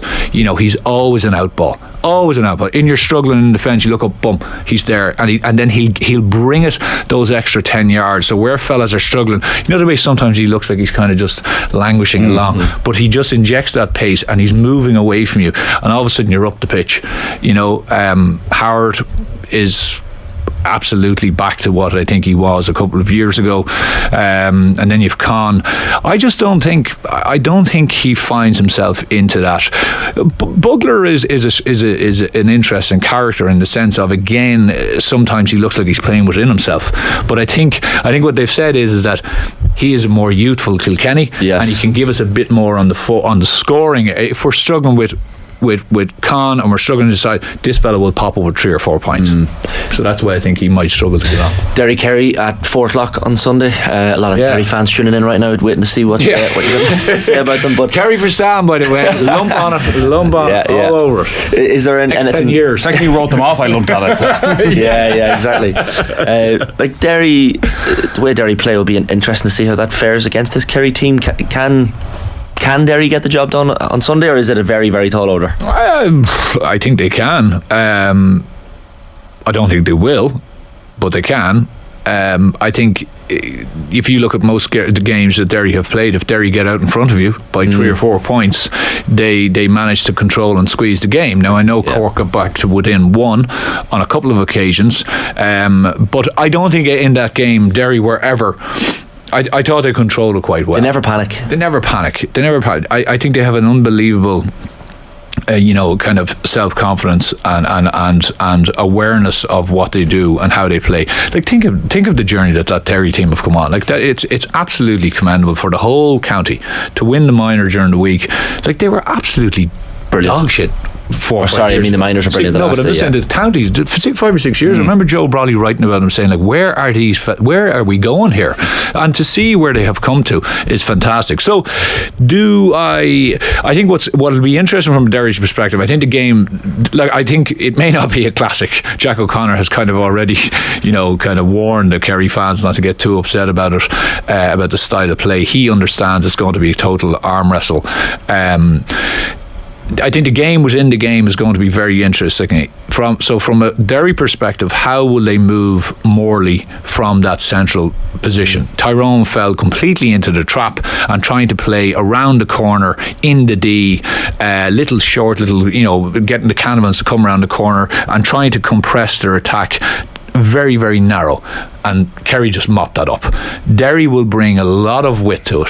They will be fine with bringing the ball all the way from the Hogan stand side across to the queues. They will have not a problem with doing that. And can they move Morley? Can they do their little one where they isolate Rodgers in the middle of the field and look to get a couple of scores from him, and obviously trying to get McGuigan on the ball in full forward, because he was purring off the last day, from play. Yeah, he got 5, I think, in 5 frees or 4 frees. He was poor a little bit the last day, but teams are working out that if you stop him, you kind of stop Derry. So there's a question for them with Morley. They need to pull Morley out of there, and they need to try to create those gaps to try to get a goal or two. I think they need a goal or two. I think from there back, they're fine. Powerful midfield. I think their defence is solid enough. They will look to probably counter-attack, but Kerry will not fall into that. Kerry will know they want to counter-attack, so Kerry will actually say, okay, if you want to do what you do, we will also... You know the way Derry sometimes when you're playing them, they will put a lot of forwards in your half. So what they do is they push you right into the end line to create the space. They don't just leave 2 lads in there. They might put 6 people in there. So that means all your defenders are actually employed. What I think is Kerry will do the same. So they'll put Clifford right on the end line, and they'll just look for power, and they'll look for the ability that they have in there. That I think is going to be Derry's issue. From a Kerry perspective, it's most definitely going to be, can they remain patient and can they get the fellas that they need to get on the ball? Well, Sean O'Shea's performance against Tyrone, obviously a massive boost, because now they're not just never just reliant on David Clifford, but actually in a game like this that, as you're saying, is probably not going to be the greatest watch, you're sort of trusting that O'Shea and Clifford between them are going to kick 11-12 points. I think, and it's also the big thing, and you know, Kerry people can lamp me all they want, but the big question mark that I thought hung over Kerry before the Tyrone game was that I felt that Tyrone would bring that bit of mayhem that I'm talking about, and that real intensity in the tackle, certainly from 2 to 10, and that they would really physically put it up to Kerry, and they didn't. They rolled over and Kerry tickled their belly a couple of times, and that was the end of it. I think Derry will do this. Derry will definitely bring that, but I think Kerry are well able for it. As a matter of fact, Kerry did the bullying that day, no doubt about it, against Tyrone. I don't think they will bully as much, but I think they will be very much in the sense of that, no, we are well capable for this. So they have that also. There's no question mark really over that. And as regards Paddy and how he plays, I think Derry will have a plan for that. Like, they will man mark him obviously, and they'll go where he goes, but I think it's going to be a much more of a game of it's going to be attritional, of course, but it's going to be freeze, it's going to be who can take their chances, and you're going to be again looking at this situation where you have your free takers. Are your free takers hitting kind of 90% efficiency? That's where you're going to, and when you look at both sides, you're saying, well, Kerry may have the advantage on that side too. Final prediction. So we have Mickey Graham standing by, the Cavan outgoing Cavan manager. The way we do the quick picks is you pick your team 1 to 3 points, 4 to 6, or 7 plus. So for the Talton and the 2 semi-finals, isn't it? Usually just writes Kerry off and leaves the studio. Yeah, exactly. Yeah, picks up the pieces. We're on a margin. We're on a rough margin. So how do you see the 3 games going briefly? Put you on the spot massively. I think Kerry will win, Dublin will win, and I have to say Meath will win. Go on. Right, fair. Which would be the tightest of those 2 semi-finals, you think? I think Kerry Derry will be tight. Yeah. Okay. Hopefully Dublin is tight as well. Anthony, great stuff. No bother. Thanks for coming in as per usual. Anthony Moyles with us there at 8:45 AM, approaching on Wednesday morning's OTB AM, the sports breakfast show on Off the Ball. I did just say the outgoing Cavan senior football boss Mickey Graham joins us on the line now. Morning, Mickey. How are things? Good morning, lads. How are you keeping? Keeping well, thanks for your patience there. Thanks for hanging on. So how are you feeling about this? Five seasons in charge, a lot of ups, a lot of downs. It was, I'd imagine, a difficult decision to step away. Yeah, it was definitely, especially when you're involved with your own county. And I would have worked with a lot of those players from underage up, from under 16 levels right up to senior levels. So I'd be very close to a lot of them, and as I said, was given 2 years last year, but decided maybe to step away this last year. Was there a reason why you felt the extra year, you didn't want to go the second year in that extension? No, I just thought the demands of it at the moment is huge. Like 5 years at inter-county level now is a big thing, because you look at the demands of inter-county management, and any man that lasts 5 years in any inter-county job is doing well. And I think after Ciara McGeaney and Podge Collins, I think I was the third longest serving manager. So it just shows you the dedication that's required at that level. What have the last few days been like, Mickey, and the sort of messages you've been getting? Because often when inter-county managers leave, there's a mixed response from people in the county. The messages we've seen this morning, and even I've seen online over the last few days, there's a real warmth towards you from the Cavan people, and such an appreciation for what you've done over the 5 years. Yeah, just unbelievable. The well wishes I've got since I stepped away. I switched the phone off Monday evening for a couple of hours, and when I put it back on, it nearly exploded. But it just showed you the goodwill from the Cavan people, and a lot of friends and players that I've even worked with and maybe had stepped away the last couple of years. Everybody sending me messages, and it's much appreciated. And as I said, all you can do when you're managing your own county is do your best and put everything into it, and I believe I done that. And as I said, we've had some good days, I had some bad days, and I always said you embrace the good days while they arrive, because there'll be enough bad days when you're in this business. 1997, Mickey, was hanging over Cavan and Cavan fans like a bad smell for so long, just to get that Ulster final over the line. And that COVID year, 2020, I mean, talk to us about what that meant, because I know it was strange, and we were all having to watch it on TV, and with COVID there were no crowds, but that win over Donegal and that first Ulster title for Cavan in so long, that must have been so special. Yeah, it was very special. The year before, obviously, Donegal beat us in the 2019 final, and I felt that after that game, we learned an awful lot about ourselves. We knew where we needed to get to physically. Donegal imposed themselves on us that day, so we knew that, you know, if we were to have any success, that we had to try and match these teams physically. So we put a lot of work into that. But, you know, going down to Armagh that night, we firmly believed that we were going to win that game. And I have to say, in my 5 years there, I never seen a performance like it from the lads. You know, they just gave it everything that you could possibly ask, and in the way that they done it. And, you know, our backs were against the wall. We were down to 14 men twice, and you still managed to eke out the result. And as I said, while the crowd wasn't there, it was a special night. And I think that in years to come, people will always remember where they were that night, you know what I mean? And as I said, it was a strange journey home, coming home from it, sitting in the car on your own, quiet roads. But once you got to Cavan, you realised what you were after doing then. It was a special feeling. You could even see some of the bonfires coming back into Cavan as well. And I know, as I said, look, the celebrations weren't maybe what they could or should have been, but for COVID. But that reaction from the Cavan people probably just highlighted. It just showed you how much football means in Cavan, I guess. Yeah, look at when we got back to Kingspan Breffney Park, there was a lorry there, trailer, and we got up in it, and we thought, an hour and we're out here, but we were 5 hours there, and you know, people were driving past in their cars, but it was special for the kids and people themselves, that because they had been locked up for so long, just to get out for the night, it was like a day trip for them, you know. and the lads, in fairness to them, stayed in that trailer until every single car had passed by. The town was gridlocked there for 4 or 5 hours, but it made a lot of kids' day. And as I said, for a lot of people that hadn't seen Cavan win an Ulster title as well, there was a lot of people that was the first time, so it meant an awful lot, and you'd be hoping that would have inspired the next generation, hopefully in the years to come. There was definitely a yo-yo element to the Allianz League campaigns over the last couple of years, like all the way down to Division 4 in 2022, but then successive promotions. So I mean, you're leaving Cavan in such a positive place in Division 2. Yeah, well, look, it would have been very easy when we went down to Division 4 to step away and say, let somebody else pick up the pieces. So I always said that, you know, the main aim was to get back up and be playing at the top 2 tiers, Division 1 and 2, there's where you need to be. And I wouldn't have been happy stepping away at that stage. So I made promise to myself that I would try and get back up to Division 2 and try and get back playing in the Sam Maguire series. So, you know, we achieved that. But the way the competitions is gone now, lads, is that when I first came in, it was all about getting ready for championship, but now the league has nearly become the second most important competition, and the calendar now, after the All-Ireland series, and I think even the provincial now, is pushed back into third place.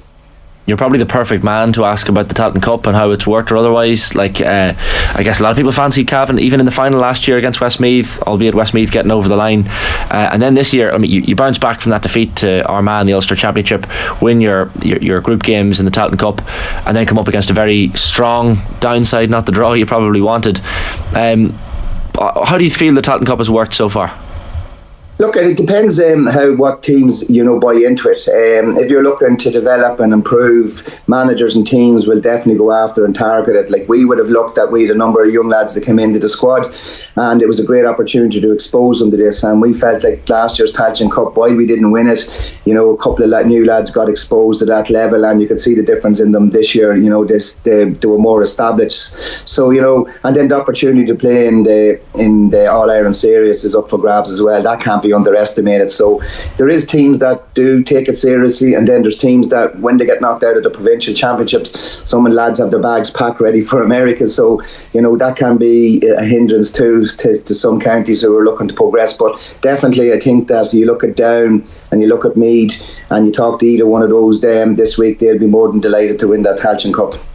We've just been talking about Derry and the progress that they've made over the last 5 or 6 years through underage level, starting to be reflected in the senior team as well, moving up through the leagues in the Allianz League, and now finding themselves in an All-Ireland semi-final, and the quality that's coming through. How difficult is it for counties that are in that sort of yo-yo position to make sure you have the structures in place that when Cavan kick on from here, when the next manager comes in, that you stay in Division 2, that you become an All-Ireland team? How important is it, and how difficult is it to get close to that real, maybe top 6, top 8 teams?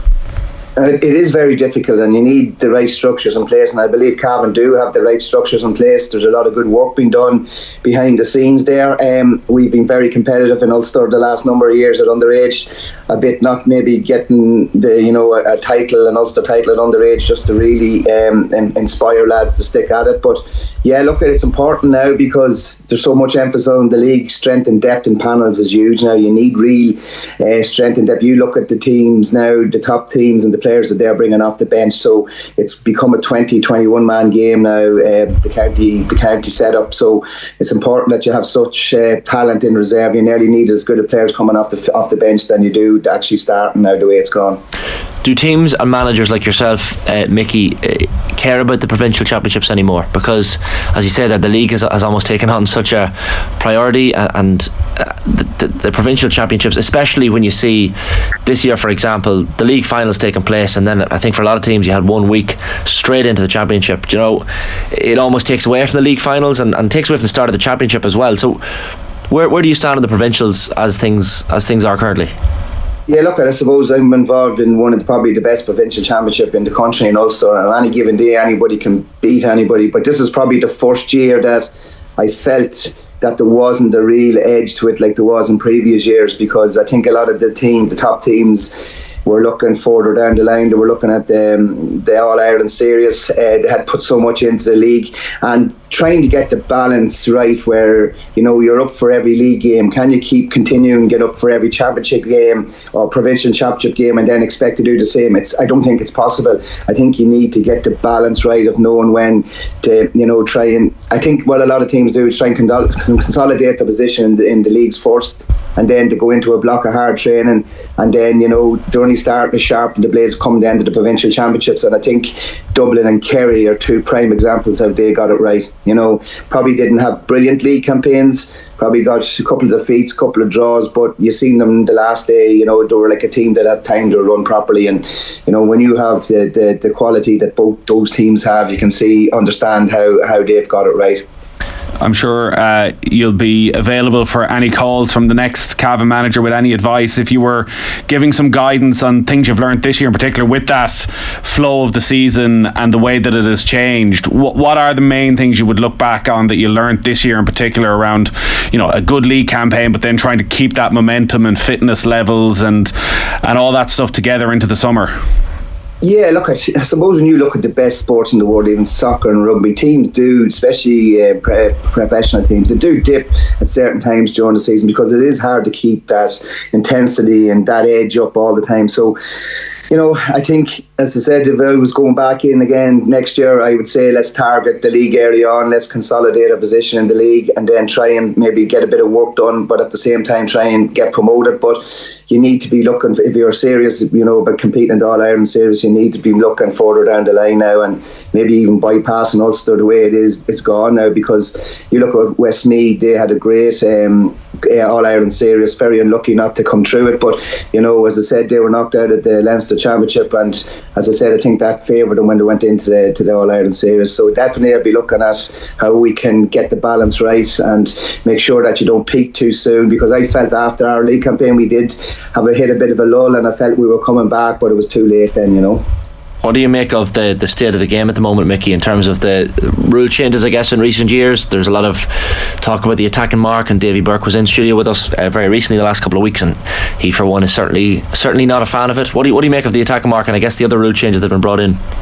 Yeah, look, and I'm not a fan of it myself. Back in the day when I was playing, and even playing with some great exciting players, I think the attacking mark takes away from the one-on-ones now. When a lad wins an attacking mark, he'd put his hand up and kick it, whereas years ago when a fella wanted that ball out in front, his first thing was to take his man on, and that brought excitement and that brought people to the edge of their seats, and we don't see enough of that now. We don't see enough of lads taking men on one-on-ones, and I think the attacking mark has nullified that, because how many times have you seen somebody win an attacking mark and he is in a one-on-one situation? Wouldn't you love to see him taking them on and going for a goal? And as I said, that brings people to the edge of their seats, and it brings great excitement. People love to see players going at men, and I just think that element of our game has been lost.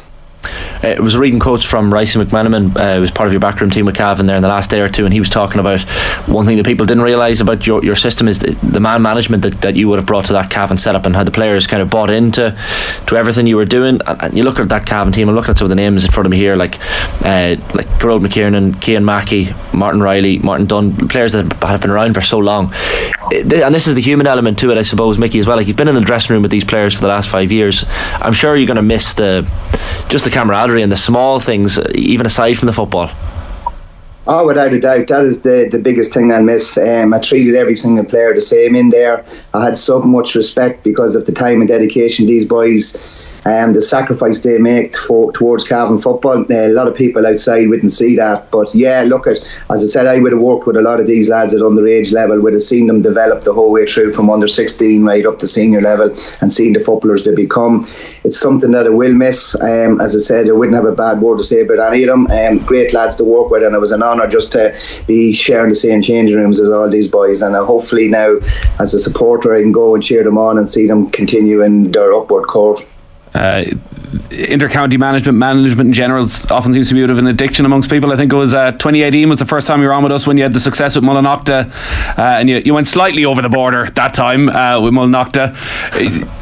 Do you want to stay in the game? You know, when you've had a little bit of a break, would you be interested? Would you manage outside of Cavan again?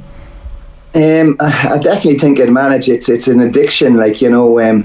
I love football. I love being involved. I love rolling up the sleeves and getting the hands dirty. And, you know, yes, it's great to see you need a break and recharge, but I'm always looking to learn. You're always looking to pick up new things. I think I definitely will go around and have a look at other sports, maybe, or other counties or whatever they're doing, and try and, you know, keep learning and keep improving my knowledge of the game, because you never stop learning. Every day is a school day. So, yeah, look, I think if I walked away from it, you could fall behind in the way the game is going, because the game is evolving every year, and you just want to stay up to speed. So I never say never, I suppose.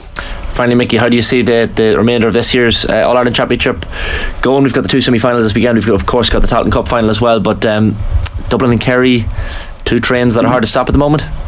Yeah, definitely. But I suppose the one thing about Monaghan is you have to give them great credit for, you know, keep sticking at it and, you know, getting to an All-Ireland semi-final. And I know for a fact that when Dublin are looking for challenge matches, Monaghan is nearly the first team to go to, because they know they're going to get a hard battle and they're going to be asked lots of questions. So, and Monaghan would be very familiar with Dublin, so they'll hold no fear.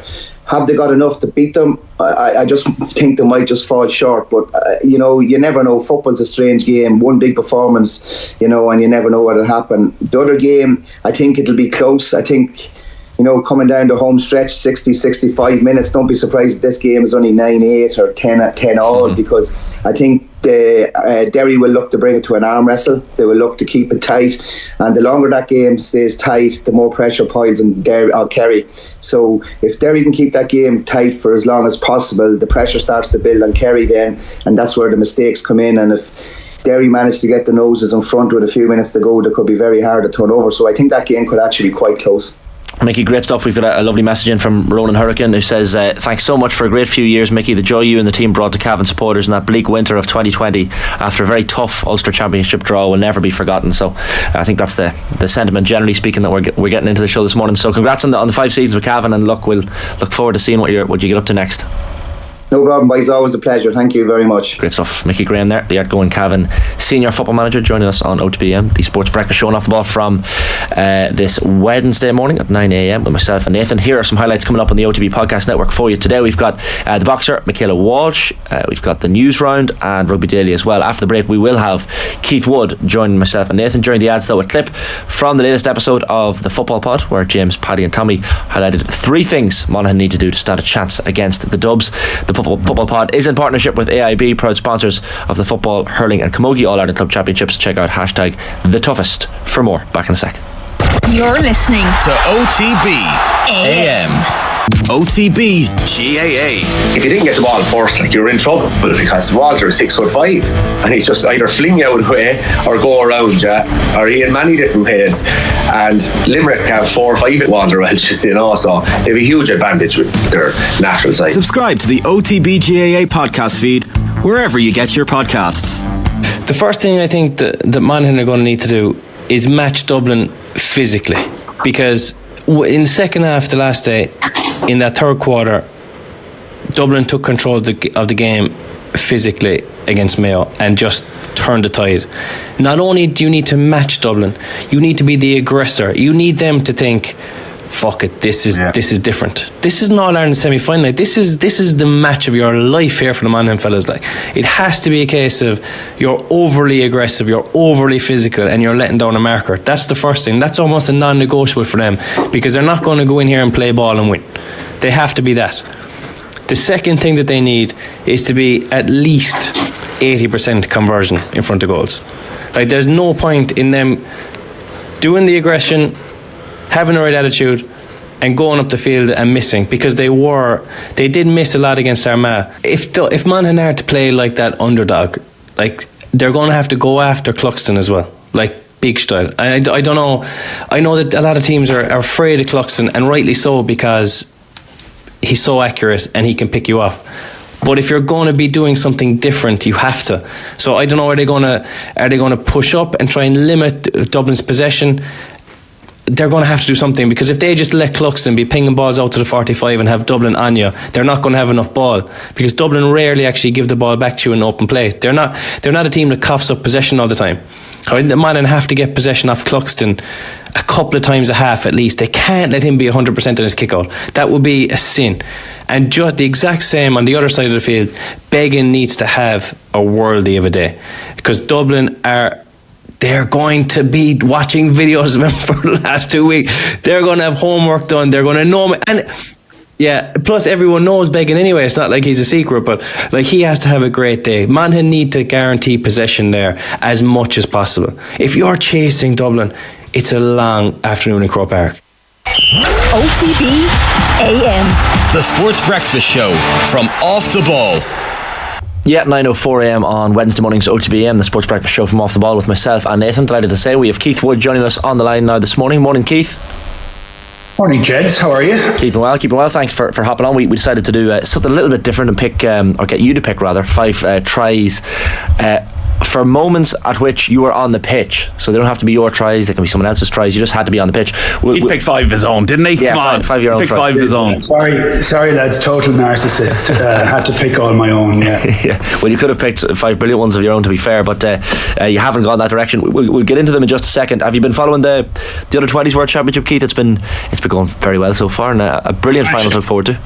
It's been extraordinary, really, and I think with the backdrop of the terrible tragedy of Greg Oliver, how they can turn up onto the field at all it's been quite extraordinary. So, but even if you put that aside, just the manner in which they're playing has been impressive. Not everything has gone well. I have to say I love watching 20s rugby, because it's not overcoached. There's good coaching, but the players are very natural. They haven't been through a system for a long period of time. Not everybody is analysed to the hilt. And mistakes happen. And it's how these young fellas, and they're very young men, how they react to those mistakes. It's been quite extraordinary. So not everything's gone their way, and they're now in a final. I mean, they look really impressive. They've got some fantastic players, but they're playing with a great team spirit. It's kind of a joy to watch. As an Irish nation, I think we're quite reticent to join hype trains and to really get on board them. We've seen it in the football with Evan Ferguson, for example, but the likes of Brian Gleeson, I mean, we're all getting pretty excited about him, and I think rightly so. I think the standout, like he didn't get picked in the first game. I don't know whether he's injured or not injured, but he's been, for nearly every match I've watched him, it's between himself, Ruan Quinn and Prendergast for man of the match. I mean, between the three of them, they're sharing the spoils all the time. But Gleeson looks fully formed. He looks ready for the big stage. He's consistently playing well, carrying well. He runs cracking lines.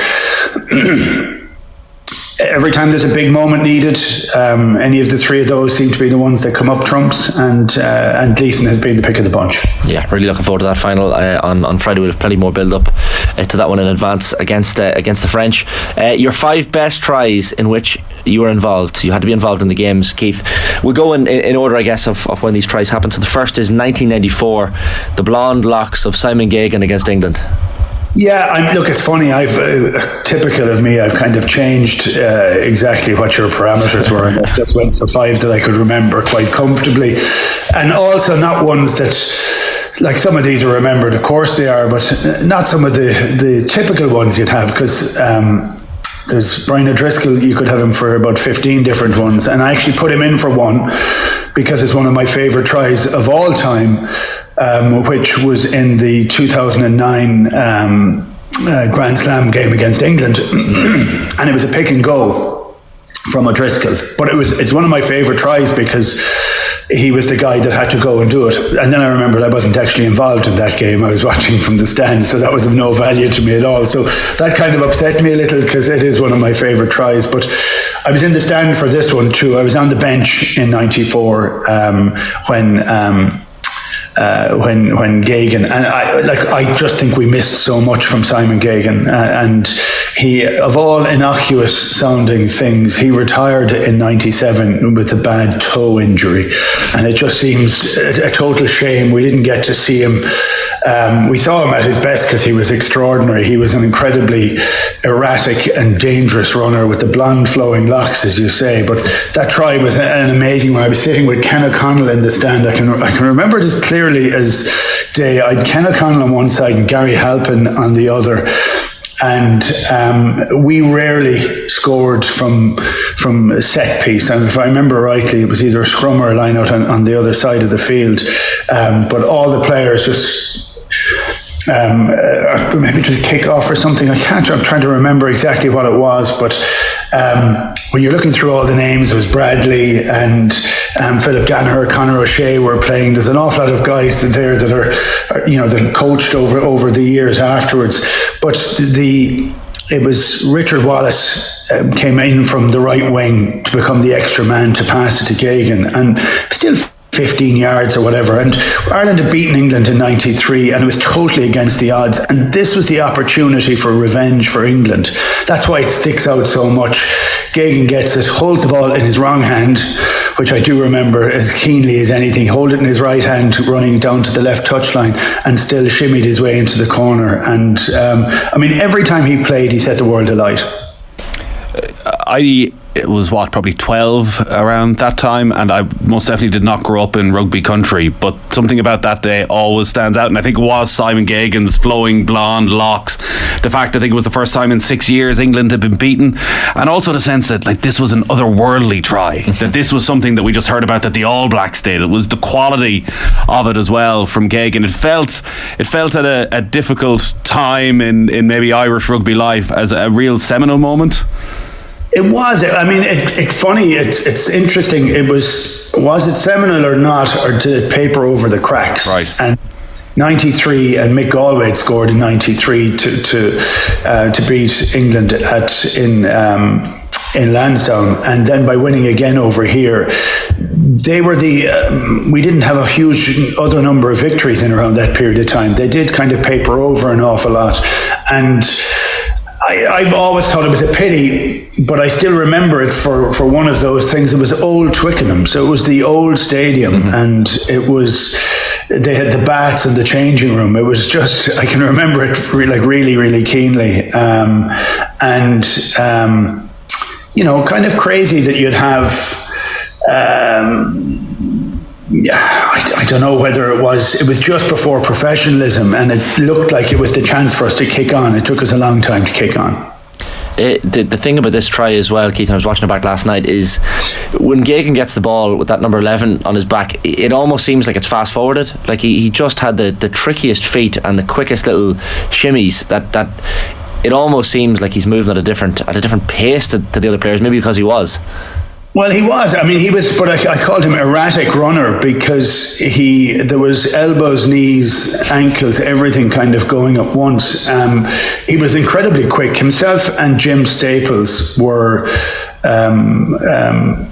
unbelievably fit and quick. They played together in London Irish in around that period of time. I don't know if you remember, but there were 4 players came from London Irish to play with Ireland from 91-92. Rob Saunders, Simon Gagan, Jim Staples and Dave Curtis in the centre.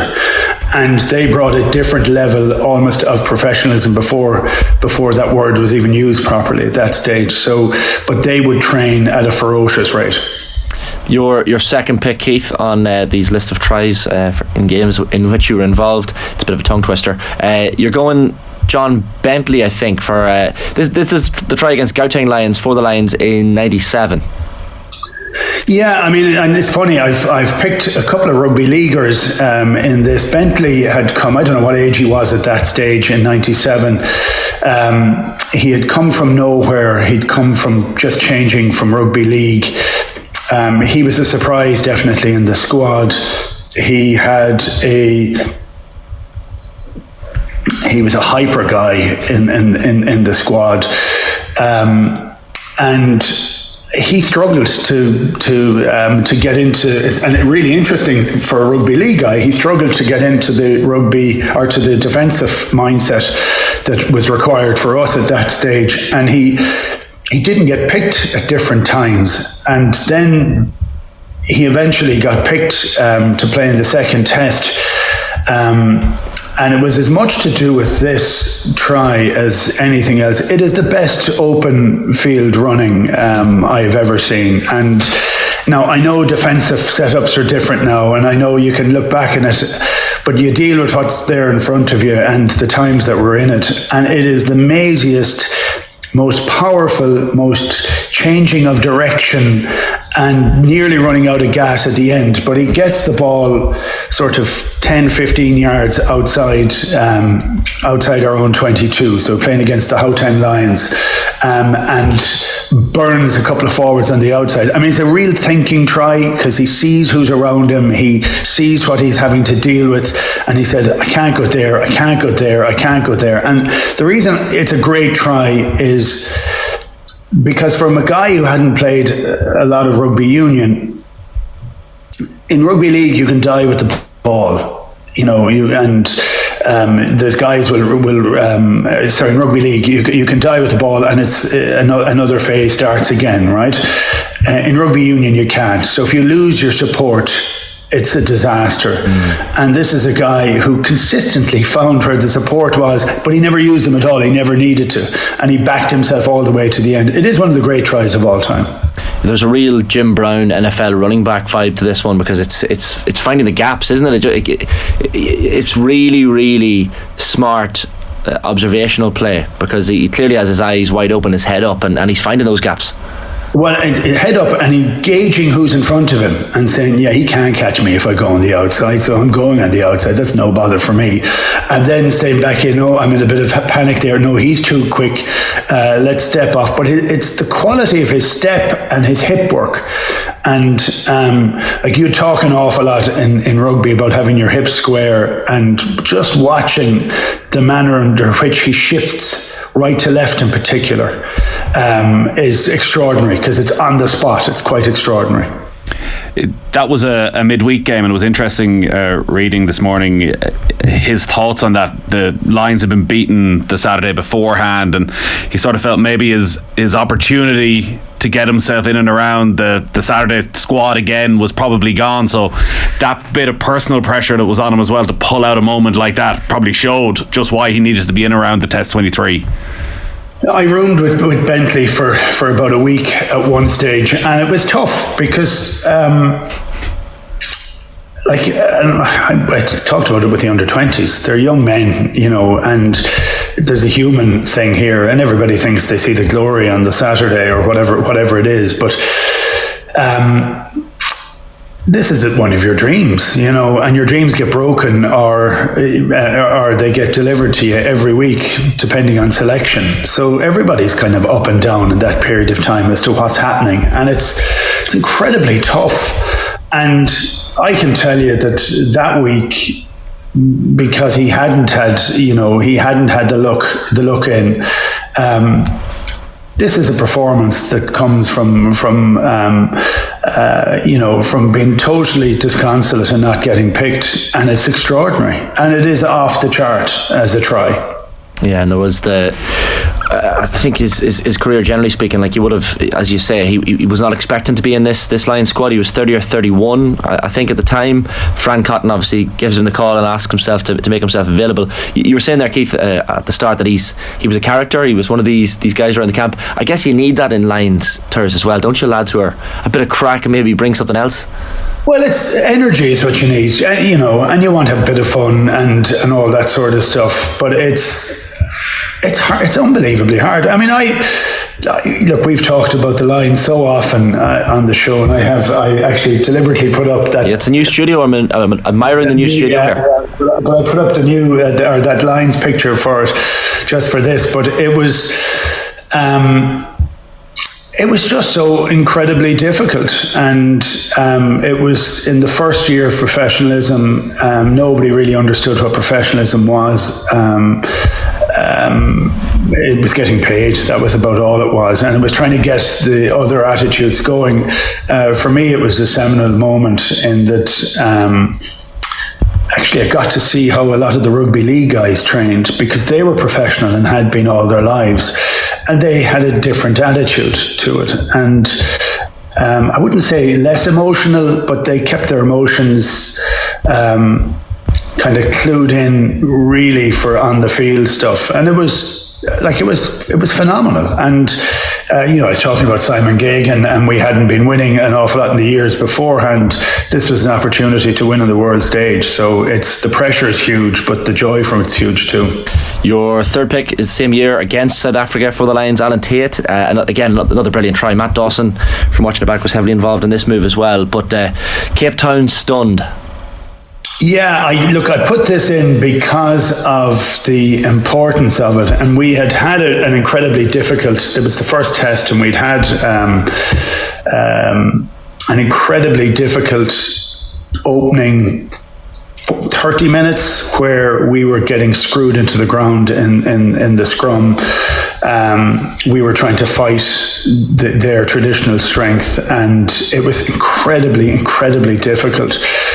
And you can hold that for a period of time, and you're wondering who flinches first. And they flinched first. After about 30 minutes, Wally got on top of Oz Durant in the scrum, and which was one of the great performances of all time, and from a tight head.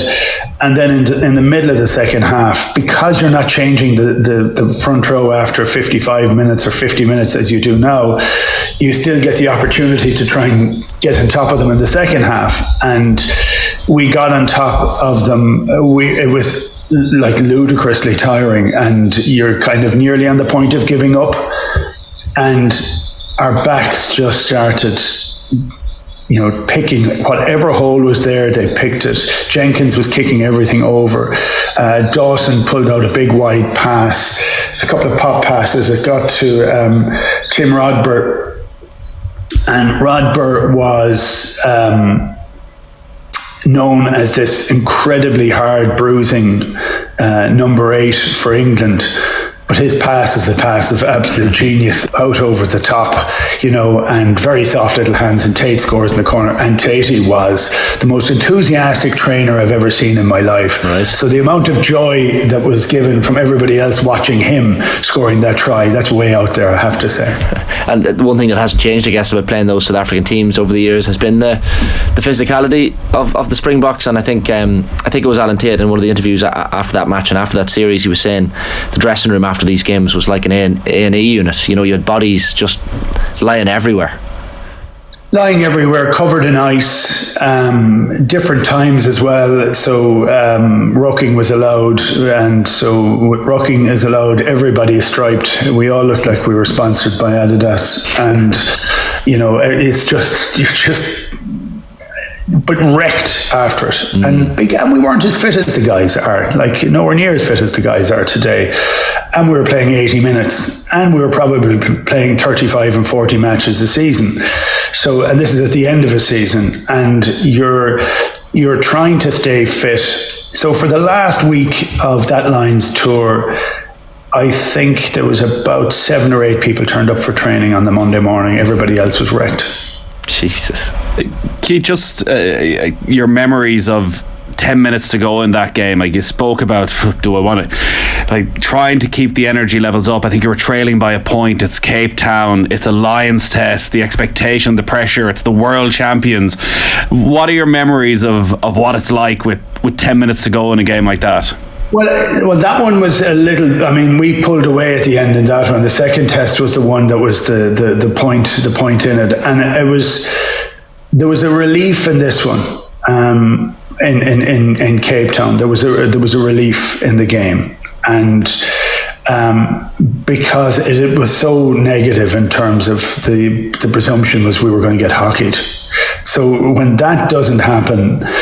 And you're able to enjoy the last few minutes of a game, it's unbelievable. Fast forward to the following week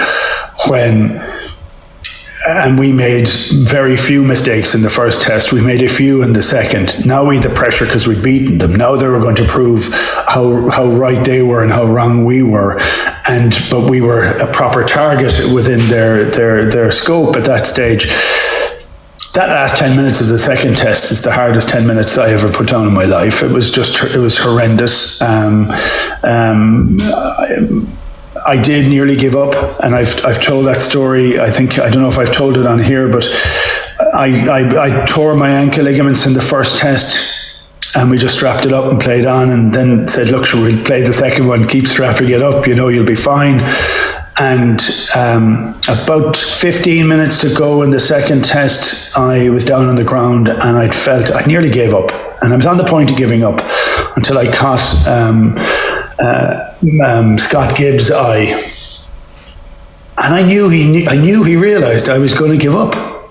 And actually the fact of him seeing me, I was embarrassed. And I didn't give up for that reason, because I knew I kind of half chickened out, and he knew I knew, and I knew he knew, and he roared at me, get up off the ground, get back into the line. There was a few more expletives in it, and make the next tackle. And I got up and I ran back, and I was in a lot of pain. My ankle was in a lot of pain. I just ignored it for the rest of the game.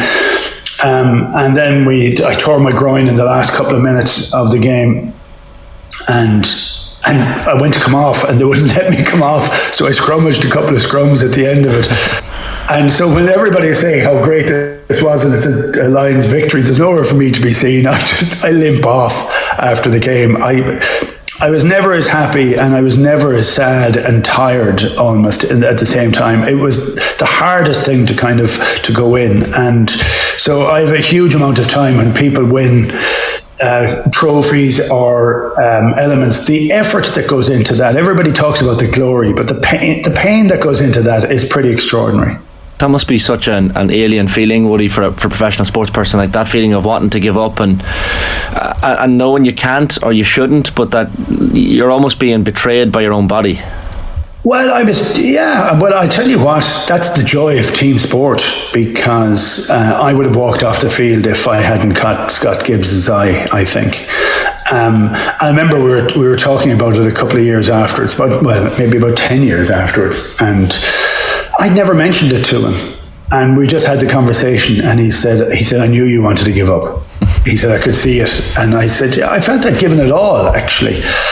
And that's the great thing of teams, is you have to share the load. Everybody who thinks they can do anything on their own, I mean, how average is that? So you do it with the support of others. That's a brilliant one. And again, Alan Tate, someone who was a dual code player. So again, and I think he moved from centre, didn't he, to the wing? Centre to the wing. Again, he was a rugby league guy who'd come in. He was infectious in training. So we had a good few in there. We'd Alan Bateman, we'd Scott Gibbs, Scott Quinnell had played. So there was a good crew that had come across. So it was interesting for us because it gave us an insight that we didn't have. Your penultimate try that you're picking, Keith, is John Hayes' try against Toulouse in 2003. This is the one where he just burst through the line, and the pace of Hayes is quite extraordinary.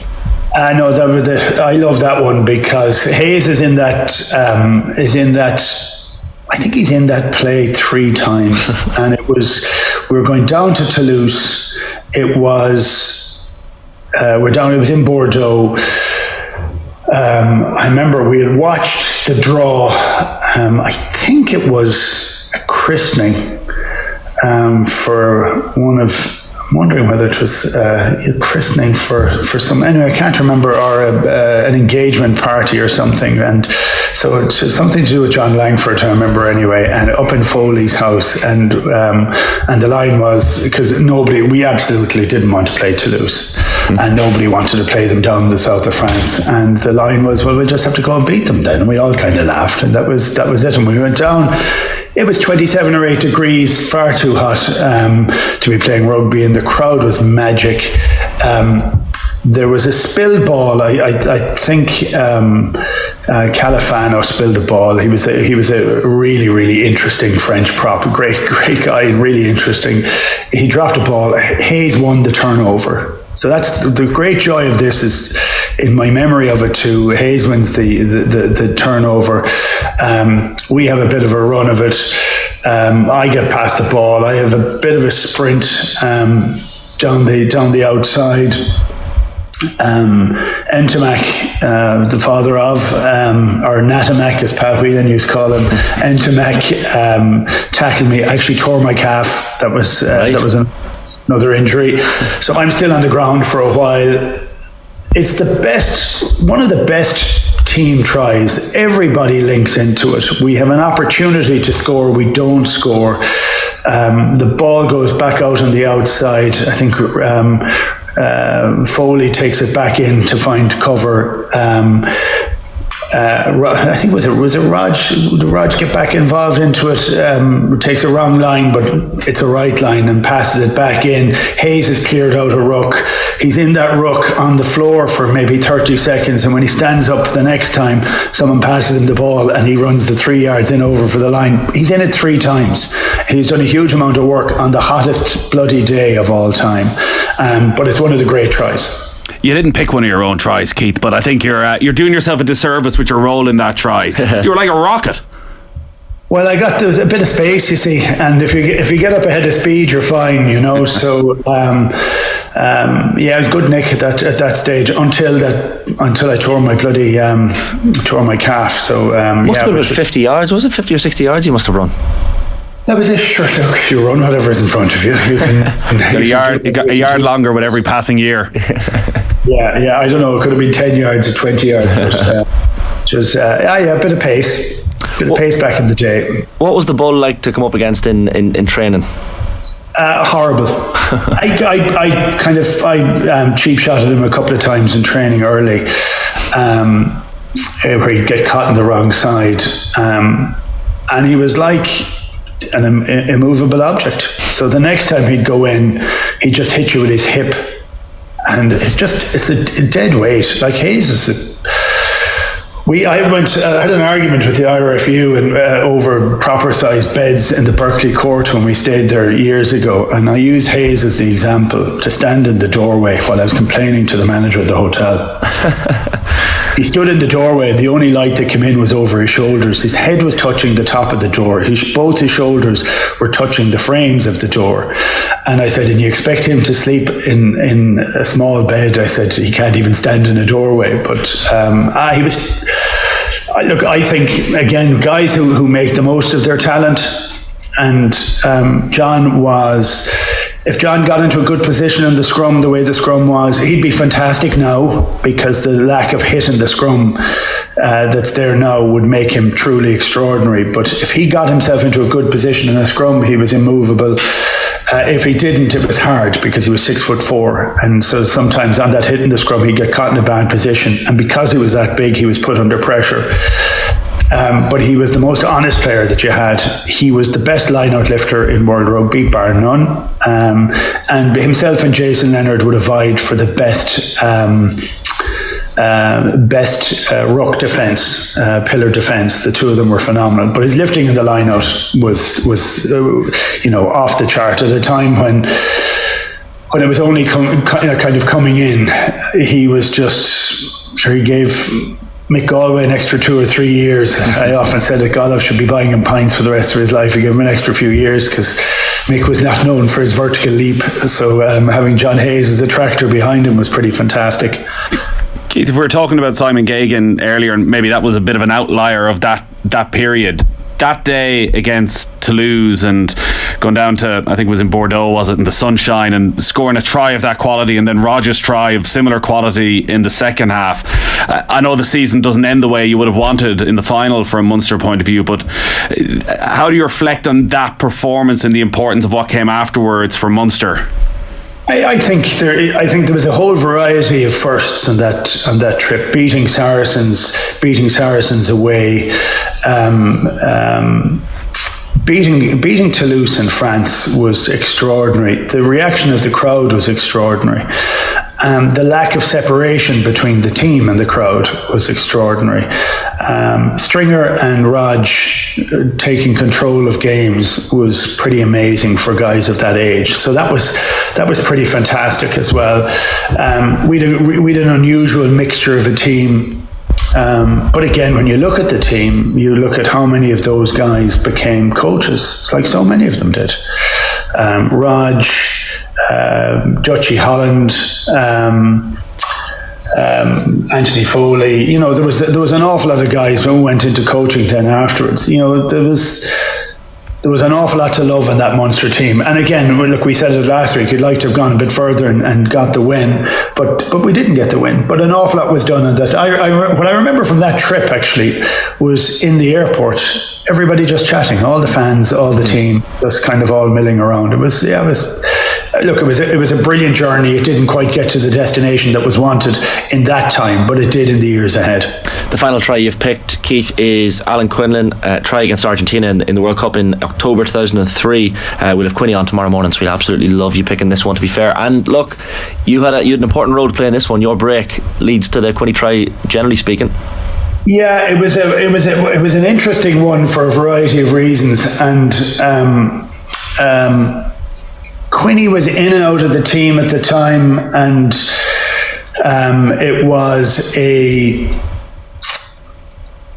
I thought he was an extraordinary line-out player, right? And he really was, and he was extraordinarily messy to the opposition. He used to upset everybody at every stage whenever he possibly could.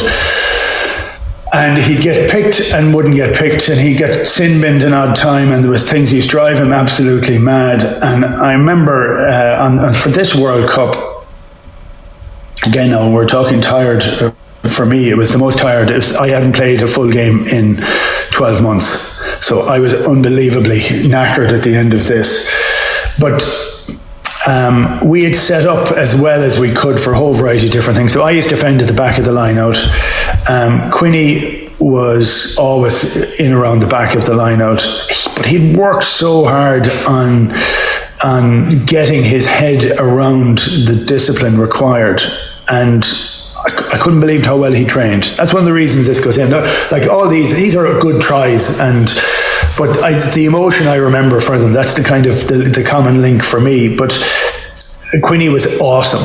On that World Cup, everything had aligned, and so I find this incredibly poignant because I get a ball at the back. I used to defend at the back of the line out. It's an overthrow. I used to defend there to cover Raj. We'd always have an extra forward that would go out. Raj would get targeted quite a lot, and you don't want huge centres getting a pop ball running at a light 10, so you'd always try and have extra forwards out if you could. Traditionally, the hooker would defend at the front of the line-out, but I used to defend at the back. And then when the ball goes loose, it bobbles. I pick it up and off I go. And there's a half a bit of a dummy and a show and a go.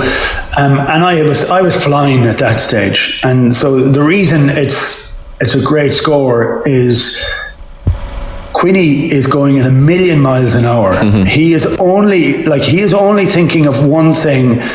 And bearing in mind, I didn't pass the ball that often. His expectation for me to pass was interesting, but he would have, if he wasn't hitting a ruck, he was expecting the pass. He got the pass. Thankfully, I passed it. But he is going at full tilt. And I think he gets it around the 22 and scores. And in scoring, dislocates his shoulder. Yeah, that's the thing, because I kept slagging him afterwards that he was a martyr, that he gave his shoulder for Ireland, but I actually think we missed out on not having him for the rest of it, because I thought I just thought he was in the best shape mentally and physically in his career. And so it's an incredible score, and it's the score. Like, we won that game by a point, I think, and it was a score that was needed to be done. And as I said, if he'd slowed down to try and hit the ruck, that wasn't going to be a try. He wasn't going to have the pace to get there. So he fully expected. So he did the positive play. That's what marks that out as being fantastic. He was at full tilt. It was 16 points to 15, the final score of that game in Adelaide, and secured the quarter-final spot in that World Cup in 2003. As you say, like Ignacio Corleto, I think, is the Argentinian player that's chasing him down. It's the pick up from yourself. You pick it up so fast on the move, which is quite remarkable to watch back. And then the offload. And as you say, like when you watch it back, Quinny is in some distress, like with that dislocated shoulder. And I'm just reading articles. He ends up missing the Six Nations, I think, as well the following year. So clearly a serious injury, and he's in serious pain after that one. Oh yeah, it was. Look, he looked in agony. He was in agony. It was a crazy atmosphere, that one, because we lost 4 years previously in Lens against Argentina. I remember someone telling me that this actually, someone from the IRFU telling me, by the way, if you lose this game, we lose about £7.5 million in funding. And he said, you might want to tell that to the rest of the players. I said, no, I think I'll keep that one to myself. I won't tell the boys that one. But the pressure was palpable. It's the Don Bradman Stadium in Adelaide, and it's a cricket oval, and the proximity of the fans to the players, they're miles away, and it was the most eerie atmosphere, and I've never felt pressure like it. Actually, the pressure was all the way to the end of that game. So on that one, we wouldn't have got there without Quinny. Yeah, pressure, not least when you hear the financial repercussions, for sure. Keith, brilliant stuff. Really enjoyed those picks, and some great memories there. Thanks a million for hopping on. Cheers, gents. A little bit random yet again, but never mind. As always, but listen, people enjoyed it, and I certainly enjoyed those picks. Some brilliant tries in there, and sure, listen, we'll get your best 5 tries at some point soon. Brilliant stuff. Keith Weather joined us on the line, 9:39 AM on Wednesday mornings, OTB AM, with myself and Nathan. Nathan, thanks a million. Cheers, this morning. Pleasure, as always. You're not giving on any hope. You've really brought me back down to listening to Anthony Moyles there, I felt maybe a little bit of hope. A little bit more confident, but no. Not quite. Your ego is just hurt because the guy from Belfast over in Brisbane was asking for me and not yourself. Yeah, no, I've been on to Kathleen. I've no more video to come back unless I get a mention. Correct the record for Sports Broadcaster of the Year, Nathan Murphy. Yeah. Nathan, thanks a million. On tomorrow's show upcoming, Johnny Ward will be alongside myself in studio. We'll have comedian Eric Lawlers. You had to be there. Looking forward to that. We will preview Dublin versus Monaghan. Paul Finlay and Jason Sherlock will join us to look ahead to that big game in Croke Park on Saturday. Alan Quinlan, just speaking of him there, we'll preview the Ireland Under-20s final against France on Friday evening. We'll also talk about that try as well. We can't not, and the dislocated shoulder that ensued, plus plenty more besides. Right now though, the Irish boxer Michaela Walsh, who was on with Joe last night, have a wonderful Wednesday. Now, you're very welcome back. So, as I'm sure you've seen over the last couple of days, Ireland has 5 and hopefully more boxers at the Paris Olympics next year. Kelly Harrington, Dean Clancy, Jack Marley, Aoife O'Rourke, and our guest in studio, Michaela Walsh, will be in Paris. You're very welcome. Thanks very much for having me on. Great to have you in. Congratulations. It's a big achievement, yeah. 2-time Olympian has a nicer ring to it than one, doesn't it? Oh, it's amazing. It's still surreal to be sitting here knowing that I'm going to Paris next year. It's just an amazing achievement and something I'm very proud of. Yeah, I'll bet, as you should be. There's a fancy medal there. Our listeners won't see it, but anybody watching will see it. So in the featherweight division, European Games, you reach the semi-finals, and that's your route to Paris. Were you feeling pretty confident that one way or another Paris was pretty likely for you to attain, or was it like, God, it's going to be tough this time around? What was your general mindset with it on the horizon? I knew it was going to be tough, especially the European route. I think the top 5-6 women at my weight in the world were all in Europe, so I knew that it was going to be a a big tough task, but I knew as well I have the ability to be up there with them. I've beat most of them before, I've been in the ring with most of them before, so I did know it was doable, but there was obviously going out there to do it, and I'm just lucky to be sitting here, like you said, as a 2-time Olympian, and it was tough, but I'm tougher, as I say, but no, I knew it was doable, but just to go out there and do it was amazing, and to do it with the rest of my teammates as well. There was obviously 5 of us that went out there to do it, and fingers crossed next year. I know there will be more. The talent in the group is phenomenal. There's a lot of younger ones on the team coming through, and they're all amazing, and there's no doubt about it. I think that there'll be a bigger lot of us going out to Paris. Okay, so the European route is tough, and if I've come through European route, then there's nothing maybe around the world which should be too scary by comparison. Oh, definitely. The world route is just as tough as well, but I just knew obviously the first time to go out and do it is a big ask, but I knew it was doable, and I really did believe it was doable, and I was trying not to put too much pressure on myself. I know it's easier said than done going out there, but I did know it was doable, and I just went out there and done the best that I could, and fortunately for me, the best that I could do was to qualify, so I'm very lucky and grateful that I was able to achieve that. Does that make the rest of this year and into next year just a much easier, better place, and allows you almost to prepare better for Paris as opposed to others who might now have to peak for a qualifying event along the way? Is it a big advantage to get it done early? Oh, 100%. Such a big advantage. I actually find it really exciting because now I have a whole year to get better than what I am now, and I feel like now is probably the best I've ever been boxing throughout my whole career, and I think that's really exciting to know that I can actually get better than what I am now, and I can work on what I need to improve on, because coming up to these qualifiers, obviously just working on what I'm good at to get me over the line to qualify, and I think now being qualified early, it gives over a year now to get better, which is amazing. Like I said, can relax a wee bit more because I know that I'm on the plane to Paris, and I was actually just saying that earlier on that when we qualified for Tokyo, we literally 2 weeks later we were on the plane to the training camp after we qualified. Like, so you were that late? It was that late because of COVID. So in a way you didn't get to enjoy being qualified, but at the time you didn't care. You would do anything. I would personally would have done anything to get the Olympic Games, and that's what had to be done, and that's the way it was done. So to have it early now, it just sort of I can breathe now. I can relax for a little bit. Map out your training and 100%. Think about how to address certain things. So when you say that you're boxing better than ever, what's better than ever? Why do you feel that? I feel like outside of boxing, I'm very happy and content with life at the moment.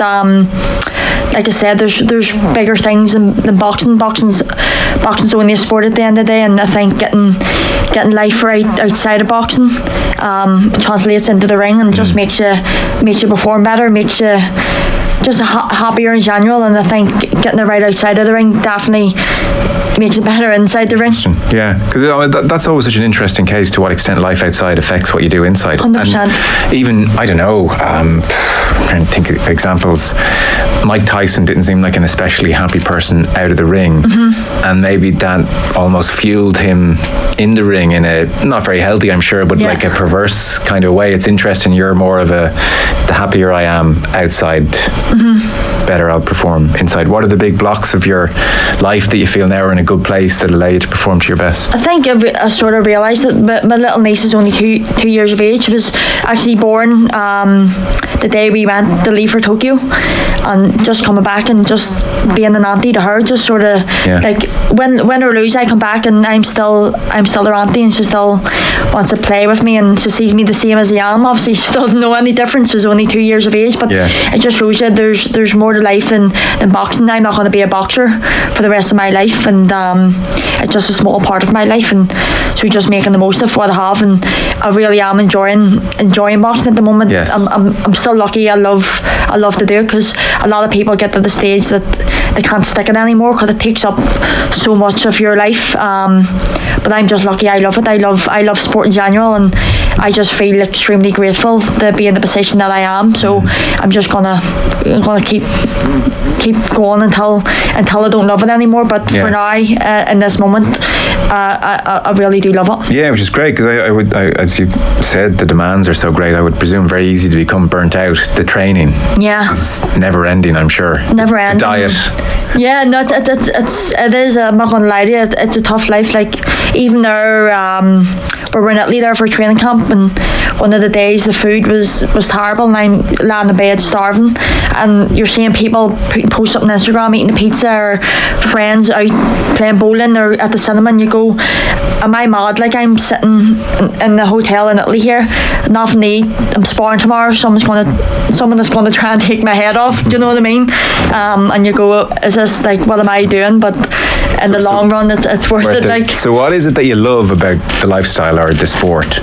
It's so individual. It's whatever you put in, that's what you're going to get put out. I feel like I'm a very committed and dedicated person, as well as an athlete, and just the persistence that I have, I'm always going to keep going until I get what I want. And listen, if it works out, it works out, and if it doesn't, it doesn't.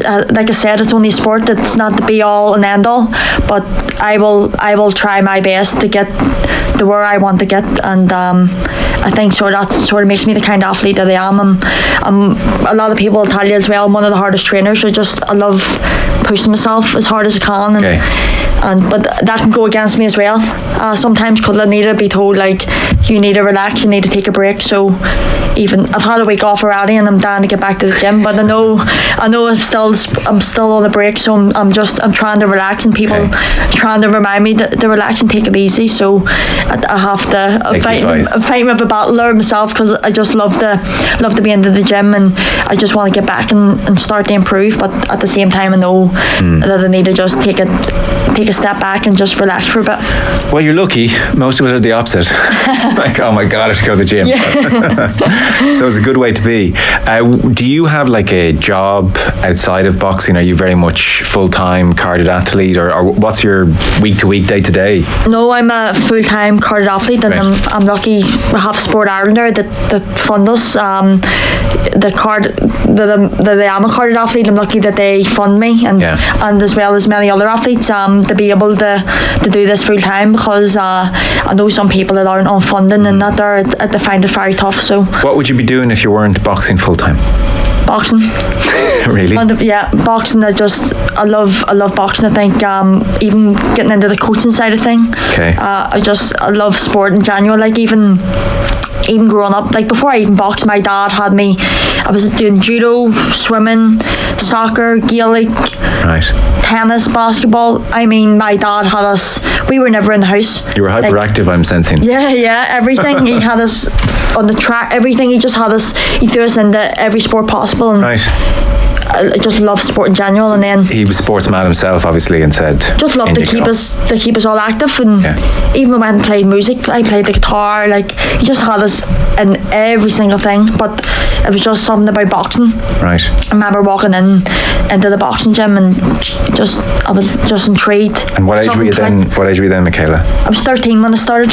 Right. I followed Aidan down to the boxing club. Of course. I was obviously like a tomboy when I was younger, so I was always out with the boys kicking the ball out in the street, and all the other sports, doing everything. So my dad, actually, Aidan was getting to that age, he was sort of bullies and that were around, so he wanted Aidan to be able to learn how to look after himself, and my dad used to box himself, so he brought Aidan down to the gym. And I asked could I go, and he said no, but not because he wasn't against it. It just was alien. He didn't know women or girls were allowed into the boxing gym, and I just asked about 2-3 weeks every night, asked him could I go down, and he asked the head coach at the time, Sean Canavan, and he says bring her down. Right. And I can remember it right now. It's playing in my head just walking in. I remember the smell hit me of the old gym, and the noise of the bags, and just like punching in the bag. You just remember it when I walked in, and that was me hooked. Wow. So it was. Sounds like a scene in a movie. Yeah, that's what it's sort of like the $1 million baby. She walks into the gym, and that's what I remember it as. And I just remember the first night, just just loved it, and that was me down every Monday to Friday every night. And I actually remember we live about, I say, 20-25 minute walk, and I would have ran down, trained, and then ran back home every night. Just loved it. Just was obsessed with the training and just everything about it. And I remember actually to this day, one of the coaches says that girl trains harder than all the boys, and that just stuck with me. So anytime I'm training, I always remember him saying that. So I always was like, I have to work hard, to prove that I've earned to be here, because I'm the only girl. And were you the only girl at that time? I was the only girl, yeah, that time, yeah. And were the lads receptive, or were they saying, hey, what are you doing here, get out? No, see, it was lucky because Aidan was there, so it was always like, that's my sister, so if anyone said anything, okay, good. He could hit them a dig or two for me, so he could. Is Aidan older or younger? He's younger than me. He's 4 years younger. 4 years younger? 4 years, yeah. Okay, so he would have been 9. He would have been 9, yeah. But he was still looking out for you? Still looking out for me, yeah. Okay. Trying to. And so would you spar the other boys? We're the spar boys growing up, yeah. So that was in St. Agnes's. I was there for a year, and the sort of would never let me spar or do pads or nothing, really, because I was the only girl. Yeah. But my dad worked with this guy, Alistair McFadden, in Translink at the time, and he says, oh, I have a young lad for the spar, Ram Burnett. So that's who it was. Ram Burnett came down, battered ahead of me, but I loved it. I loved it. Right. And then that was us. We were into the Holy Family then after that. And it was like with Ram Burnett, they had Paddy Barnes there. I used to get a few beatings of them every week, but I remember actually being in Moran, and I could never hit him. And I remember one week I hit him once. Yeah. I went, jeez, I hit Ram Burnett. Progress. Once. Yeah. Next week I hit him 3 times. Okay. I just remember getting better and better and better, and like they brought me on leaps and leaps and bounds, and it just. Well, it's such a great boxing city and such a great boxing country that there's that we were just chatting briefly before we came on air, and we were saying about even the Irish environment akin to fighting Ryan Burnett or Paddy Barnes. You sort of now know, God, if I'm cutting the mustard here at Irish camp, then globally I'm probably doing okay. 100%. So there's a sky high standard from minute one when you started boxing if you're fighting those guys. Yeah, 100%. Like I think the level's so high. Like even in clubs, I know from Belfast, going around like Belfast to get sparring, and the level is so high, and like you said, if you're at the level but people are, if you go in the world scene, yeah, you're going to do all right. Like even especially for the women, like you think even the men, like Cuban boxing's obviously known the best boxers in the world, and if you're number 5 in Cuba, you're going to do all right. So it's the same as the women. I think if you're up there with the women and you go internationally, you're going to do all right, because the women's team is such at a high standard right now. So if we were still living in the dark ages and women's boxing wasn't at the Olympics and Katie Taylor wasn't showing how it can be done professionally, and your life was still very much Belfast, you'd still be down the gym, still boxing, just still attracted to the art, the science of it. Yeah, I love it. Yeah. Are you like, is there an aggression that you're trying to get out, or is it more the skill that you really like, the mechanics almost? I think just the skill, like just getting hit and not getting hit, sort of the beauty behind it, the art behind it. Yeah. People think, like I used to think, even looking say at a soccer match, it's just scoring a goal, just try and put the ball in the net, but it's not. There's tactics behind it, and there's ways about it. Every sport's like it. Even runners, like you think you just have to run over the line, like there's tactics behind it all. And it's the same with boxing. The tactics and everything about it, like you think you just go in and hit someone more than they hit you, but like there's so much more behind the scenes. And so I'm sort of imagining you as then obsessed teenager and into your 20s, and even when you're walking down the road or when you're lying in bed, you're mentally in fights and thinking tactics and visualizing and just obsessed with that science. Yeah, always just ways to improve. And even when I'm away like camps, like just looking at certain people and saying, right, I like what he or she does, and I'm going to try that, maybe bring that into my game. Like you can always learn, and you can always improve. Always. It's hard to know if there's just a limited number of things like something you can be told, so you can pick up stuff always, even now. Even say like that, like Kelly Harden, she's the highest level Olympic champion, and she's always improving. Okay. So she's, even in sparring her, like she's doing something new that she didn't do last year. Really, even now. Constantly, always improving, and like what I said, even what got me to Tokyo, I knew that wasn't going to get me to Paris. I had to be a better version of what I was. and what got me to Paris, that's not going to get me on the podium in Paris. I need to get better. And so, I mean, be as technical as you want, because like lots of people listening to the show love their boxing. What type of fighter are you? What was good 2-3 years ago that may not get you onto the podium in Paris, for instance, without giving your opponents any secrets? Well, I would be considered a counter puncher. Okay. Always making people miss. Do you think that's because when you were growing up as the girl, like the boys might have been stronger, more aggressive, so you developed that style of It's sort of from Holy Family, we're always known as the movers. Right. So it was always like your feet work. So even if you see Aiden as well, like that's his DNA. He's one of the. I'm not just saying because my brother, but if you look at anyone in the world of scene, like his movement, he would be classed as one of the best. Okay. So he would just, so boxing clubs have certain cultures and traditions. Yeah, because I remember we were Holy Family back then, and there was a club, Immaculata. They'd be known as like the come forward fighters, the pressure fighters. So, and we're Holy Family, we're movers. So you knew, like, going to that club for sparring, you knew what you were going to get. And okay, I see. People always knew the Holy Family ones were the movers, and they were hard to hit, hard to catch, and that sort of just develops your style, like, as you grow up. And then when you go into high performance, it's a whole new, like, you're basically a diamond, and they're just polishing the diamond and you can add to your game, but obviously you've got your own style, but then you need to be able to, like, adapt. So me being a counter puncher, I've tried to adapt more of aggressive style as well, so it's been able to switch from counter to attack quicker, or I might need to go out in the first round and attack straight away, and then when I attack, I've caught them, so I can go on the counter, and it's just being able to adapt and do different things. Not being predictable, and different opponents, different tactics is going to work for different opponents. So for Tokyo and in advance of Tokyo, were you still more of your roots a counter puncher, and you're now less of a counter puncher? You can do both. I'm trying to just add more, like, the style, like going forward and having to mix it a wee bit more, and where before I didn't really need to do it. And I feel even now I turned 30 there last month, but I still feel like now this is probably the strongest I've ever been. Right. So it is just like even focusing more on sort of like the S&C side of things, developing more into my weight category, because I would make weight pretty easily. Okay. So it's putting on a bit more muscles, getting a bit stronger, and right now it's probably the strongest I've ever been throughout my career as well. So it's just adding. Get to a place where potentially in Paris next year you might sit down with your coaches and they might say your next opponent would hate if you took the fight to her. Yes. And you're like, fine. Yeah. Got that in the locker. Being able to actually go out there and implement it. It's alright doing it in the gym, but then translating that into the ring. Top level. So great. And so in you're down in Dublin quite a lot of the time. Then they're not just like, we'll see you up in Belfast, wander down when you want. You're in the National Performance Centre a lot. We're based here Tuesday to Friday every week, so we are. How many are in there now? I'd say there's probably 30 or more boxers. Right. Depends at different times, like different ones come in, but I'd say about 20 or 30 or more even. Good environment? Brilliant environment. The level is phenomenal.